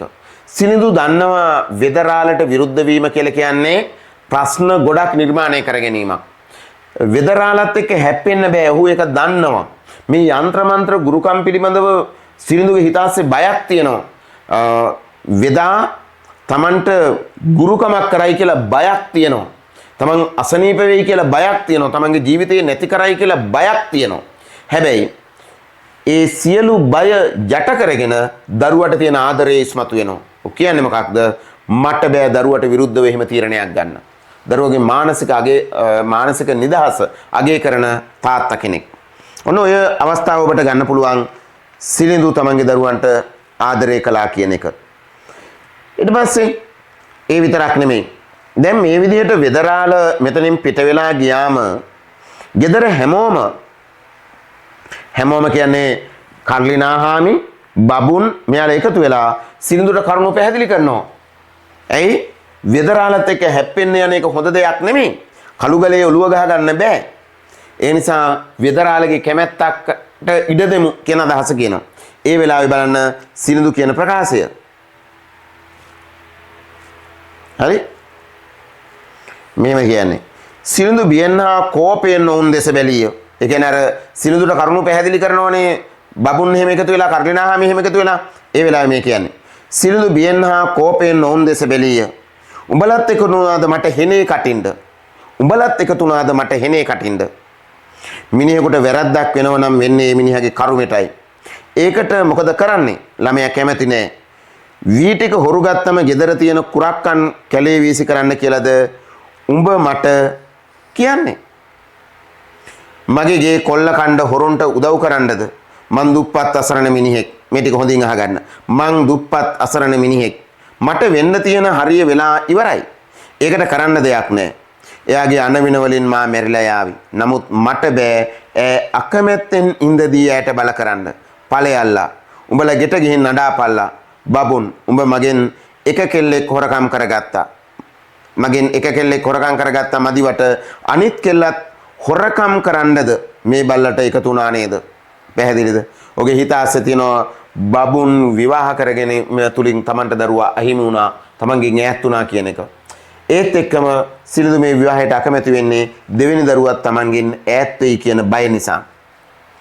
හරිද? එතකොට සිනිඳු කොතරම් දැඩිව Tamanගේ දරුවන්ට ආදරය කළාද කියන එක පැහැදිලි. හරිද? ඊට පස්සේ වෙන සිද්ධාමයේ අපි දන්නවා. මොකද්ද ඊට පස්සේ වෙන්නේ? මේ විදිහට බබුන් මේ කවුද සිනිඳු ප්‍රතික්ෂේප කරනවා Tamanගේ දෙවෙනි දරුවව වෙදරාලට විවාහ කරලා දෙන්න. වෙදරාල සිනිඳුට තර්ජනය කළා ගුරුකම් කරනවා කියලා තර්ජනය කළා ගෙදරින් පිට වෙලා යනවා. මේකට දවස් කීපයකට පස්සේ සිනිඳු ලෙඩ වෙනවා, රෝගී වෙනවා. රෝගී වුණාම මෙයාලා දැඩිව විශ්වාස කරනවා සිනිඳු රෝගී වුණේ අන් කිසිවක් නිසා නෙමෙයි. වෙදරාල විසින් කළ කිසියම් ගුරුකමක් නිසා කියලා විශ්වාස කරනවා. අන්තිමේ වෙදරාලට කියලා ගුරුකම අහක් කරගන්න මෙයාලා උත්සාහ කරනවා. වෙදරාලගේ උපදෙස් අනුව මෙයාලා යනවා බෙරගම දේවාලයට. අඩුමාන වශයෙන් අඩමාන වශයෙන් අපි හිතනවා මේ බෙරගම දේවාලය කියන්නේ ඇත්තටම අනුමාන කරන්න පුළුවන් මේකේ තියෙන විස්තරات එක්ක. බෙරගම දේවාලය කියලා මේ නවකතාව තුළ ලෙනාඩ් වුල්ෆ් ලියන්නේ නැත්තේ කතරගම දේවාලය. අර ගඟ ළඟ තියෙන බව, ඒ දේවාල භූමියේ තියෙන චාරිත්‍ර වතාවත්, පෙරහැර පැවැත්වීම මේ වගේ කාරණා දිහා බැලුවම මේ කියන්නේ කතරගම දේවාලය ගැන බව අපිට පැහැදිලි වෙනවා. එතකොට මේ යනවා. ඒ දේවාලයට ගිහිල්ලා එතන මෙයා හෙන ලෝකාණ්ඩයානේ කපටියානේ කවුද මේ වෙදරාලගෙම කුමන්ත්‍රණයට සැලසුමට අනුව මෙයාලට මුණගස්වන බබුන්ලට සිනිඳුට මුණගස්වන සන්නාසියාගේ උපදේශයට අනුව හින්නිහාමි වෙදරාලට කසාද බඳලා දෙනවා. ඒ කියන්නේ එතන සන්නාසියා කියන්නේ දෙන්නගෙන් එක්කෙනෙකුට මිය යන්න සිද්ධ වෙන බව. එක්කෝ දරුවා දෙන්න වෙනවා කාටද මේ වෙදරාලට, එහෙම නැත්නම් සිනිඳුට මිය යන්න වෙනවා. අන්තිමේ දරුවව වෙදරාලට දෙන්න තීරණය කරනවා. ඒ වෙලාවෙත් සිලිඳු වචනයක්වත් කතා කරන්නේ නැහැ. ඌ ඒ වෙලාවේ අසරණ වෙලා ඉන්නේ. උට කරගෙන යන්න දෙයක් නැති තත්ත්වයටපත් වෙලා ඉන්නේ. හරි. දැන් මෙහෙම මේ කසාදේ සිද්ධ වෙලා දවස් කීපයකට පස්සේ සිලිඳු යනවා වෙදරාලගේ ගෙදරට. වෙදරාලගේ ගෙදරට ගියාට පස්සේ වෙදරාලගේ විරුද්ධතාව නොතකා හැරලා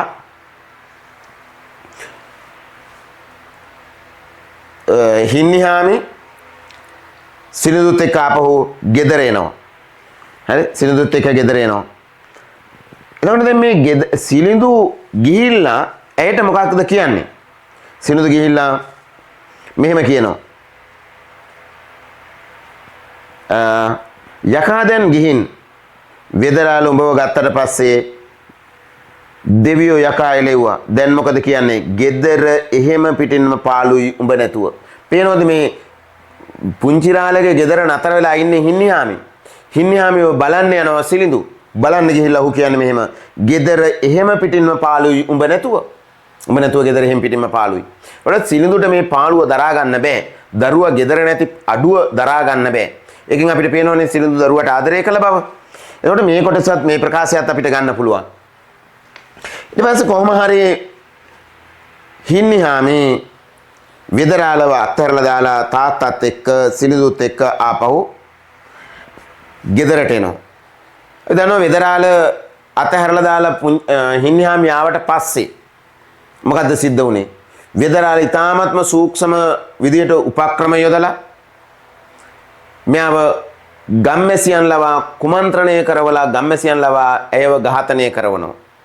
ඇය ඝාතනය කරනවා ගම්මැසියන් ලවා. ඇය යක්ෂණියක් බවට අර්ථ නිරූපණය කරලා ඝාතනය කරනවා. පුතා මේ වගේ තැන් මේ නවකතාව ඔයාලා අනිවාර්යයෙන්ම ගැඹුරින් කියවන්න. ගැඹුරින් හදාරන්න.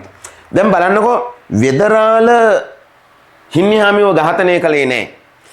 ගැමියන් විසින් ඇයව ඝාතනය කරන තත්වයට පරිවර්තනය කළා. කොහොමද එහෙම කළේ? එහෙම කළේ වෙදරාල හින්නිහාමි ගැන වැරදි අදහසක් ප්‍රකාශ කෙරෙව්වා. මොකද්ද වැරදි අදහස තහවුරු කෙරෙව්වා. මොකද්ද වැරදි අදහස? ඇය යක්ෂණියක් කියලා ගමේ මිනිසුන්ට තහවුරු කළා. දැන් මේකට කියනෝනේ අර ගොගොල් න්‍යාය කියලා එකක් ඔබ අහලා ඇති. ගොගොල් න්‍යාය, ගොගොල්ගේ න්‍යාය. එකම බොරුව එකම විදියට නැවත නැවත ප්‍රකාශ කිරීම තුළින් මිනිස්සු විශ්වාස කරන්න පටන් ගන්නවා ඒක ඇත්තක් කියලා. මේකනේ ගොගොල්ගේ න්‍යාය. නේ ඔය හිට්ලර්ගේ හිටිය උපදේශකයෙක්නේ ගොගොල්. එතකොට ඔයාලා මතක තියාගන්න සමාජය තුළ එවැනි ප්‍රවාදයන් ගොඩ නගනවා විවිධ අරමුණු වලට. අදත් මේක මේ විදිහට සිද්ධ වෙන අවස්ථා ඕන තරම් තියෙනවා. ඇතැම් ප්‍රවාද, ඇතැම් බොරු සත්‍යසේ සමාජයට ඇඟවීම පිණිස එකම බොරුව සිය දහස් ගමනක් එකම විදිහට නැවත නැවත ප්‍රකාශ කරනවා. මේක මේ ගොගොල්ගේ න්‍යාය හඳුනගෙන නෙමෙයි කවුද මේ වෙදරාල මේ ක්‍රමවේදය අනුගමනය කළේ. ඔහු ඉතාමත්ම සූක්ෂම විදියට සියුම් විදියට ඇය යක්ෂණියක් බවට අර්ථ නිරූපණය කෙරෙව්වා. කොහොමද ඇය යක්ෂණියක් බවට පරිවර්තනය කළේ? මිනිස්සුන්ගේ හිත ඇතුලේ යක්ෂණියක් කියන චිත්‍රය හැදුවා. ඇය නිසා තමයි ගමට අපල සිද්ධ වෙන්නේ. ඇය නිසා අනවින සිද්ධ වෙනවා. ගමේ මිනිස්සු මිය යන්නේ ඇය නිසා. ඇගේ ශාපේ වැදලා තමයි අස්වනු පාළු වෙන්නේ. වැස්ස නොලැබෙන්නේ ඇයි යක්ෂණියක් නිසා, ඇගේ ශාපේ නිසා කියලා මෙහෙම මතයක්, මෙහෙම ප්‍රවාදයක් ගම ඇතුලේ හැදුවා. ඒක හැදුවේ මලගයක් වුණාම වෙදා යනවා මලගෙදරට. ඒ වෙදාට සාමාන්‍යයෙන් කතා කරනවනේ. ගිහිල්ලා කියනවා මේ දරුවා මැරුණේ, මෙයා මිය ගියේ යක්ෂ දිෂ්ටියකින්, යක්ෂ දෝෂයකින්. මේ ගමේ ඉන්න යක්ෂණියක්. ඒ තමයි හින්නිහාමි. මේ විදිහට දරුවෙක් ලෙඩ වුණාම වෙදකම් කරන්න යනවා. වෙදකම් කරන්න ගිහලා වෙදකම කරන ගමන් මේ දරුවට තියෙන යක්ෂ බැල්මක්, යක්ෂ දිෂ්ටියක්. යක්ෂ දිෂ්ටිය වෙලා තමයි දරුවව ලෙඩ වුනේ. මේ ගමේ ඉන්න යක්ෂණියක්. හින්නිහාමි යක්ෂණියක්. හින්නිහාමිගේ දිෂ්ටිය වෙදිලා බැල්ම වෙදිලා තමයි දරුවා ලෙඩ වුනේ. මෙහෙම ගමේ හැම ගෙදරකම මේක කියන්න පටන් ගත්තා. හැම මල ගෙදරකම මේක කිව්වා. ඊට පස්සේ මේක කිව්වා ලෙඩ වෙන හැම තැනකම ගිහිලා මේ කතාව කිව්වා. ටික කාලයක් යනකොට ගමේ මිනිස්සු හිතන්න පටන් ගත්තා ඇය යක්ෂණියක් බව. පැහැදිලිද? ඇය යක්ෂණියක් බව හිතන්න පටන් ගත්තා. අන්තිමේ යක්ෂ බැල්මෙන් මිදෙන්න යක්ෂ දිෂ්ටියෙන් මිදෙන්න නේද? යක්ෂයාගේ අනවින වලින් මිදෙන්න මොකද්ද කළේ? ගැමියන් විසින් හින්නිහාමි අතිශය දරුණු විදියට අතිශය අමානුෂික විදියට ඇය ඝාතනය කරනවා. තාත්තා කෙනෙක් හැටියට මං හිතන්නේ මේ ලෝකේ කිසිම තාත්තා කෙනෙක්ට මුහුණ පාන්න බැරි අත්විඳින්න බැරි සිද්ධියකට දරා ගන්න බැරි සිද්ධියකට සිලිඳු ලක් වෙනවා මුහුණ දෙනවා. දර කඩන්න ගිහිල්ලා හේනේ මුව පැටියෙක් හිටියානේ. මුව පැටියෙක් හිටියා හින්නිහාමි බලාගත්ත හදා වඩාගත්ත. මුව පැටියා හින්නිහාමි ළඟින් ඉන්නවා. මුව පැටියත් එක්ක හේනක දර කඩනකොට හින්නිහාමි හොයාගෙන එන ගම්මැසියෝ ටිකක් ඇයට මුවාට පහර දීලා මුවාව ඝාතනය කරනවා. ඇයටත් පහර දීලා හිසට පහර දීලා පපුවට පහර දීලා ඒව අඩපණ කරලා නේද? සිහිසුන් වෙනකල් පහර දීලා ඒව අත්හැරලා දාලා යනවා. රෑ මේ දරුවා ගෙදර ඉන්නේ සිලිඳු තාත්තා හැමතැනම තමන්ගේ දරුවව හොයනවා. මම ඔබට අර කලින් කිව්වා වගේ සිලිඳුට තිබුණු එකම වස්තුව එකම සම්පත තමන්ගේ දරුවා හොයනවා. හොයාගෙන එද්දී හේනක ඇය වැටිලා ඉන්නවා පේනවා. මේ බලන්න කතුවරයා මේක ලියන විලාසය. ලියනවා මෙහෙම. ඇගේ ඇඳුම ලිහිලා ඇය නිරුවතින් ඉන්නේ කියලා මෙහෙම. තවමත් නිරුවතින් මුවාලග වැතිරේ සිටින හින්නිහාමි සිලිඳුට හමු වූයේ පසුවදා උදයේය. හිස පින්නෙන් තෙත් වී අත්පා සීතලෙන් දරදඬුව සිටි ඇය නැගුටුවන්ට සිලිඳුගත් උත්සාහය ව්‍යර්ථ විය. මට මෙහෙම ඉන්න අරින්න පොච්චි. මට මෙතන මැරෙන එක සැපයි. පුංචි අප්පු මලා. පුංචි අප්පු කියලා උතන කියන්නේ අර මුව පැටියා මෙයාලා හදා වඩාගත්ත. පුංචි අප්පු මලා මටත් මෙතනම මැරෙන්න ඉඩ දෙන්න අපොච්චි ඈ බෙගෑ හඩින් කීවාය. ඇයට සිහිය තියනවා. නැගිට ගන්න පණ නැහැ. නිරුවතින් අර කැලෑව මැද වැටිලා ඉන්නේ. හිස පින්නෙන් තෙත් වෙලා ලේ වලින් තෙත් වෙලා. එහෙම ඉඳකොට තමයි තාත්තා සිනිඳු ඇයව දකින්නේ. ඊට පස්සේ ඔව් මොකද්ද කරන්නේ? සිලිඳු රෙදි කඩ අවුලාගෙන හඳවා ඈ වඩාගෙන ගියේය. සිලිඳුගේ කඳුළු බින්දු හින්නිහාමිගේ මුහුණට වැටුණ විට ඈටද හැඬුම් ආ නමුත් ඉන්පසු ඈ දුකක් පෙන්වුවේ නැත. ඈ මරණය බලාපොරොත්තුවෙන් නිශ්චලව ගෙයි වෙතර සිටියාය. කිසිවක් ගැන කිසිම හැඟීමක් හෝ සිතීමක් හෝ ඈ නොරිස්සීය. ජීවිතයට තවත් ඈ කෙරෙහි බලපෑමක් නැත. එදා රාත්‍රී පහන් වන්ට පළමු තද නින්දේදීම ඊට තමා කෙරෙන් ගැලවී යන්ට ඈ ඉඩ හැරියාය. හින්නිහාමි ගැමියන් විසින් ඝාතනය කරනවා. මේ නිර්මාණය ඇතුලේ සිලිඳු ජීවිත කාලෙම ඔහුගේ අඬන්නේ එක වෙලාවයි. ඔහුගේ ඇස්වලට කඳුළු වෙන්නේ එක වෙලාවයි. ඒ තමයි හින්නිහාමිගේ අර හින්නිහාමි පහර කාලා වැටිලා ඉන්න අවස්ථාව නැත්නම් හින්නිහාමි මිය යන මොහොත. හින්නිහාමිට තියෙන වේදනාව සිලිඳුගේ ඇස්වලට කඳුලක් උනවන්න හේතුවක් වෙනවා. හරි? එතකොට අපිට පේනවා කොතරම් දැඩි සෙනෙහසක් තමන්ගේ දරුවා ගැන ඔහුගේ හිතේ තිබුණාද කියලා. අපි මමතක කරන්න හොඳ නෑ. ඔහු ඕනතරම් සත්තුන් මරපු කෙනෙක්. සත්තු මිය යන ඔහු දැකලා තියෙනවා. හැබැයි තමන්ගේ දරුවා තුවාල වෙලා පහර කෑමට ලක් වෙලා වැටිලා ඉන්න එක දරා ගන්න බැරි වෙනවා. ඒ දරා ගන්න බැරි වෙච්ච එක තමයි ඔහුගේ අර ඇස්වල කඳුළු වලින් නිරූපණය කරන්නේ. කියන්නේ සිනිඳු කියන්නේ පුංචි දෙයටත් ඇඬෙන කෙනෙක් නෙමෙයි. නේ? අර දැන් මේකත් කියන්න බෑ. පිරිමි ගැන කියන්න ගියාම මතක තියාගන්න පිරිමි අඬන්නේ නැහැ. දැන් ওই ටෙලි නාට්‍ය වල පෙන්නන ඇතම් ගීතවල කියන අපිට සමාජය ඇතුලේ දකින්න තියෙන චරිත වගේ අඬන පිරිමි නෑ. සමහර අය අප්‍රියයි බලන්න සමහර ඒවා. බලන්නකො. පිරිමි අඬනවා. පිරිමියා අඬන්නේ අඬන්න ඉන්නවා ගැහණිය. තාත්තලා අඬන්නේ නෑ. පෙම්මතා අඬන්නේ නෑ. හැබැයි දැන් සමාජය ඇතුලේ අඬන පිරිමින්ට තමයි ඉඩක් තියෙන්නේ. අඬන්න බෑ. හරිද? අඬන්න ඉන්නවා. අම්මා ඉන්නවා අඬන්න. පෙම්මතිය ඉන්නවා අඬන්න. බිරිඳ ඉන්නවා අඬන්න. පිරිමියාට අඬන්න බෑ. ඇඬුවොත් අඬන්න වෙන්නේ ලෝකෙට නොපෙනෙන තැනක. මං කියන්නේ පිරිමියා අඬන්නේ නැහැ කියලා නෙමෙයි. පිරිමියා අඬනවා. හැබැයි සමාජයේ ඉස්සරහා අඬන්න බෑ පිරිමියාට. සිලිඳු කවදා කොයිතරම් දුක් ගැහැට ඔහුට එල්ල වුණත් කොහෙවත් තැනක ඇඬුවේ නැහැ. ඔහුට කොයිතරම් දේවල් අහිමි වුණත් ඇඬුවේ නැහැ. එකම එක තැනක විතරයි ඔහුගේ ඇස් වලට කඳුළු උනන්නේ.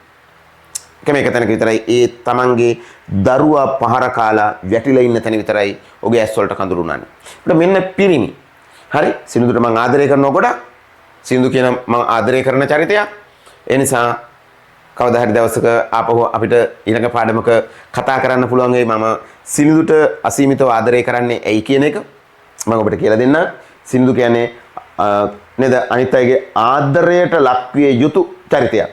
හරි මම හිතනවා ඔබට දෙවෙනි කාරණේ පැහැදිලි ඇති. දැන් දෙවෙනි දරුවට ඔහු කොතරම් ආදරය කළාද කියන එක තේරෙන්නේ නැති. ඊළඟට තුන්වෙනි කරුණ හැටියට මට ඔබත් එක්ක කතා කරන්න තියෙන්නේ ඇගේ මරණයෙන් පස්සේ ඊළඟට මුහුණ පාන්න වෙන තත්ත්වේ මොන වගේ එකක්ද කියලා. දැන් මේ කතාවේ ඊළඟට ගලාගෙන යන සිද්ධිය තමයි ඇය මිය යනවා. ගමේ පොඩි කලබගෑනියක් වෙනවා. ගමට අලුතෙන් කෙනෙක් එනවා. කවුද මේ ගමට පිටස්තරයෙක් ඇවිල්ලා පදිංචි වෙනවා. මේ ගමේ මිනිස්සුන්ට ණයට දීලා ණය පොලි එකතු කරගන්න මුදලාලි කෙනෙක් එනවා. මුදලාලිගේ නම කවුද මේ ගමට මේ පොලි එකතු කරන්න පොලි මුදලාලි කෙනෙක් එනවා. පොලි මුදලාලිට මට ඔන්න ක්ෂණිකව අමතක වෙලා ගියා නම. හරි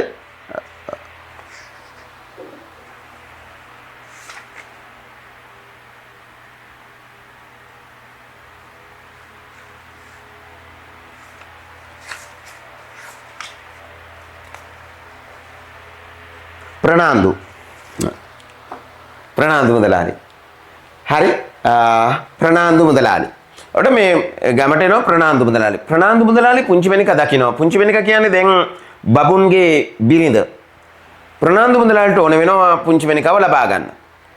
පුංචි වෙනිකාව ලබා ගැනීමට දරන උත්සාහයන් සියල්ල අසාර්ථක වෙනවා. ඒ කැමති වෙන්නේ නැහැ ප්‍රනාන්දු මුදලාලිගේ යෝජනාවලට.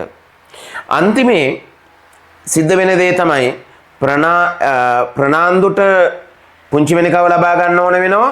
අනිත් පැත්තේ ආරච්චිට ඕන වෙනවා සිරිඳුගෙන් සහ බබුන්ගෙන් පලි ගන්න. දැන් මේ අවශ්‍යතා දෙක නිසා මොකද වෙන්නේ? අවශ්‍යතා දෙක නිසා බබුන් සහ සිරිඳු වැඩ කළ හේනා හිමි කරනවා උන්ට. ආරච්චි ප්‍රනාන්දු එකතු වෙලා. ඊළඟට වෙන්නේ බබුන්ට විරුද්ධව හොරකමක් පිළිබඳව චෝදනාවක් නගලා ඒක සැලසුම් සහගතව කළ චෝදනාවක්. ආරච්චිගේ ගේ බිඳලා ආරච්චිගේ බිරිඳට අයිති රත්තරන් වගේකුයි රෙදි කෑලි දෙකකුයි ආරච්චිගේ බිරිඳගේ රෙදි කෑලි දෙකකුයි හොරකම් කළා කියලා පැමිණිල්ලක් දාලා චෝදනා කරලා ඒකට එරෙහිව කියන්නේ මේ බබුන්ට එරෙහිව බොරු සාක්ෂි ගොඩනගලා ඔහුව මාස 6කට හිරගත කරනවා. මෙතෙන් සිට බබුන් හිරගත වුණාට පස්සේ ආපහුමත් සිරිඳුට වගකීමක් පවර ගන්නවා සිරිඳු විසින් දරුවව රකින්න. දරුවා කියලා කියන්නේ එතකොට බබුන්ගේ බිරිඳ කියන්නේ සිරිඳුගේ ලොකු දුව. රකින්න වගකීම පැවරෙන්නේ සිරිඳුට. දැන් සිරිඳු ඒ වෙලාවේ මොකද්ද කරන්නේ? ඔහු ගන්න තීරණය මොකද්ද? දරුවව සුරක්ෂිත කරන්න නම් මෙයාව රැක ගන්න නම් ආරච්චිගෙන් සහ මේ ප්‍රනාන්දු මුදලාලිගෙන් තමන්ගේ දරුවව රැක ගන්න නම් ඔහුට එක තීරණයක් ගන්න තියෙන්නේ. ඔහු කල්පනා කළා හොඳින් කල්පනා කළා ඔහු ඒ තීරණය ගත්තා. මොකද්ද තීරණය? ඔහුට තවදුරටත් ශක්තියක් නැහැ. මෙයාව රකින්න වෙන ක්‍රම වෙන දේවල් ගැන හිතන්න බෑ. අන්තිමේ ඔහු තීරණය කරනවා මේ දෙන්නව ඝාතනය කරන්න. ඔහු ඊ타මත්ම හොඳින් මේ ගැන හිතලා කල්පනා කරලා සැලසුම් කරලා ආරච්චි සහ ප්‍රනාන්දු මරලා දානවා. හැබැයි ආරච්චි සහ ප්‍රනාන්දු මරලා දානකොට සිරිඳු හොඳටම දන්නවා ඉන් එහාට Tamanට ජීවිතයක් නැහැ කියලා.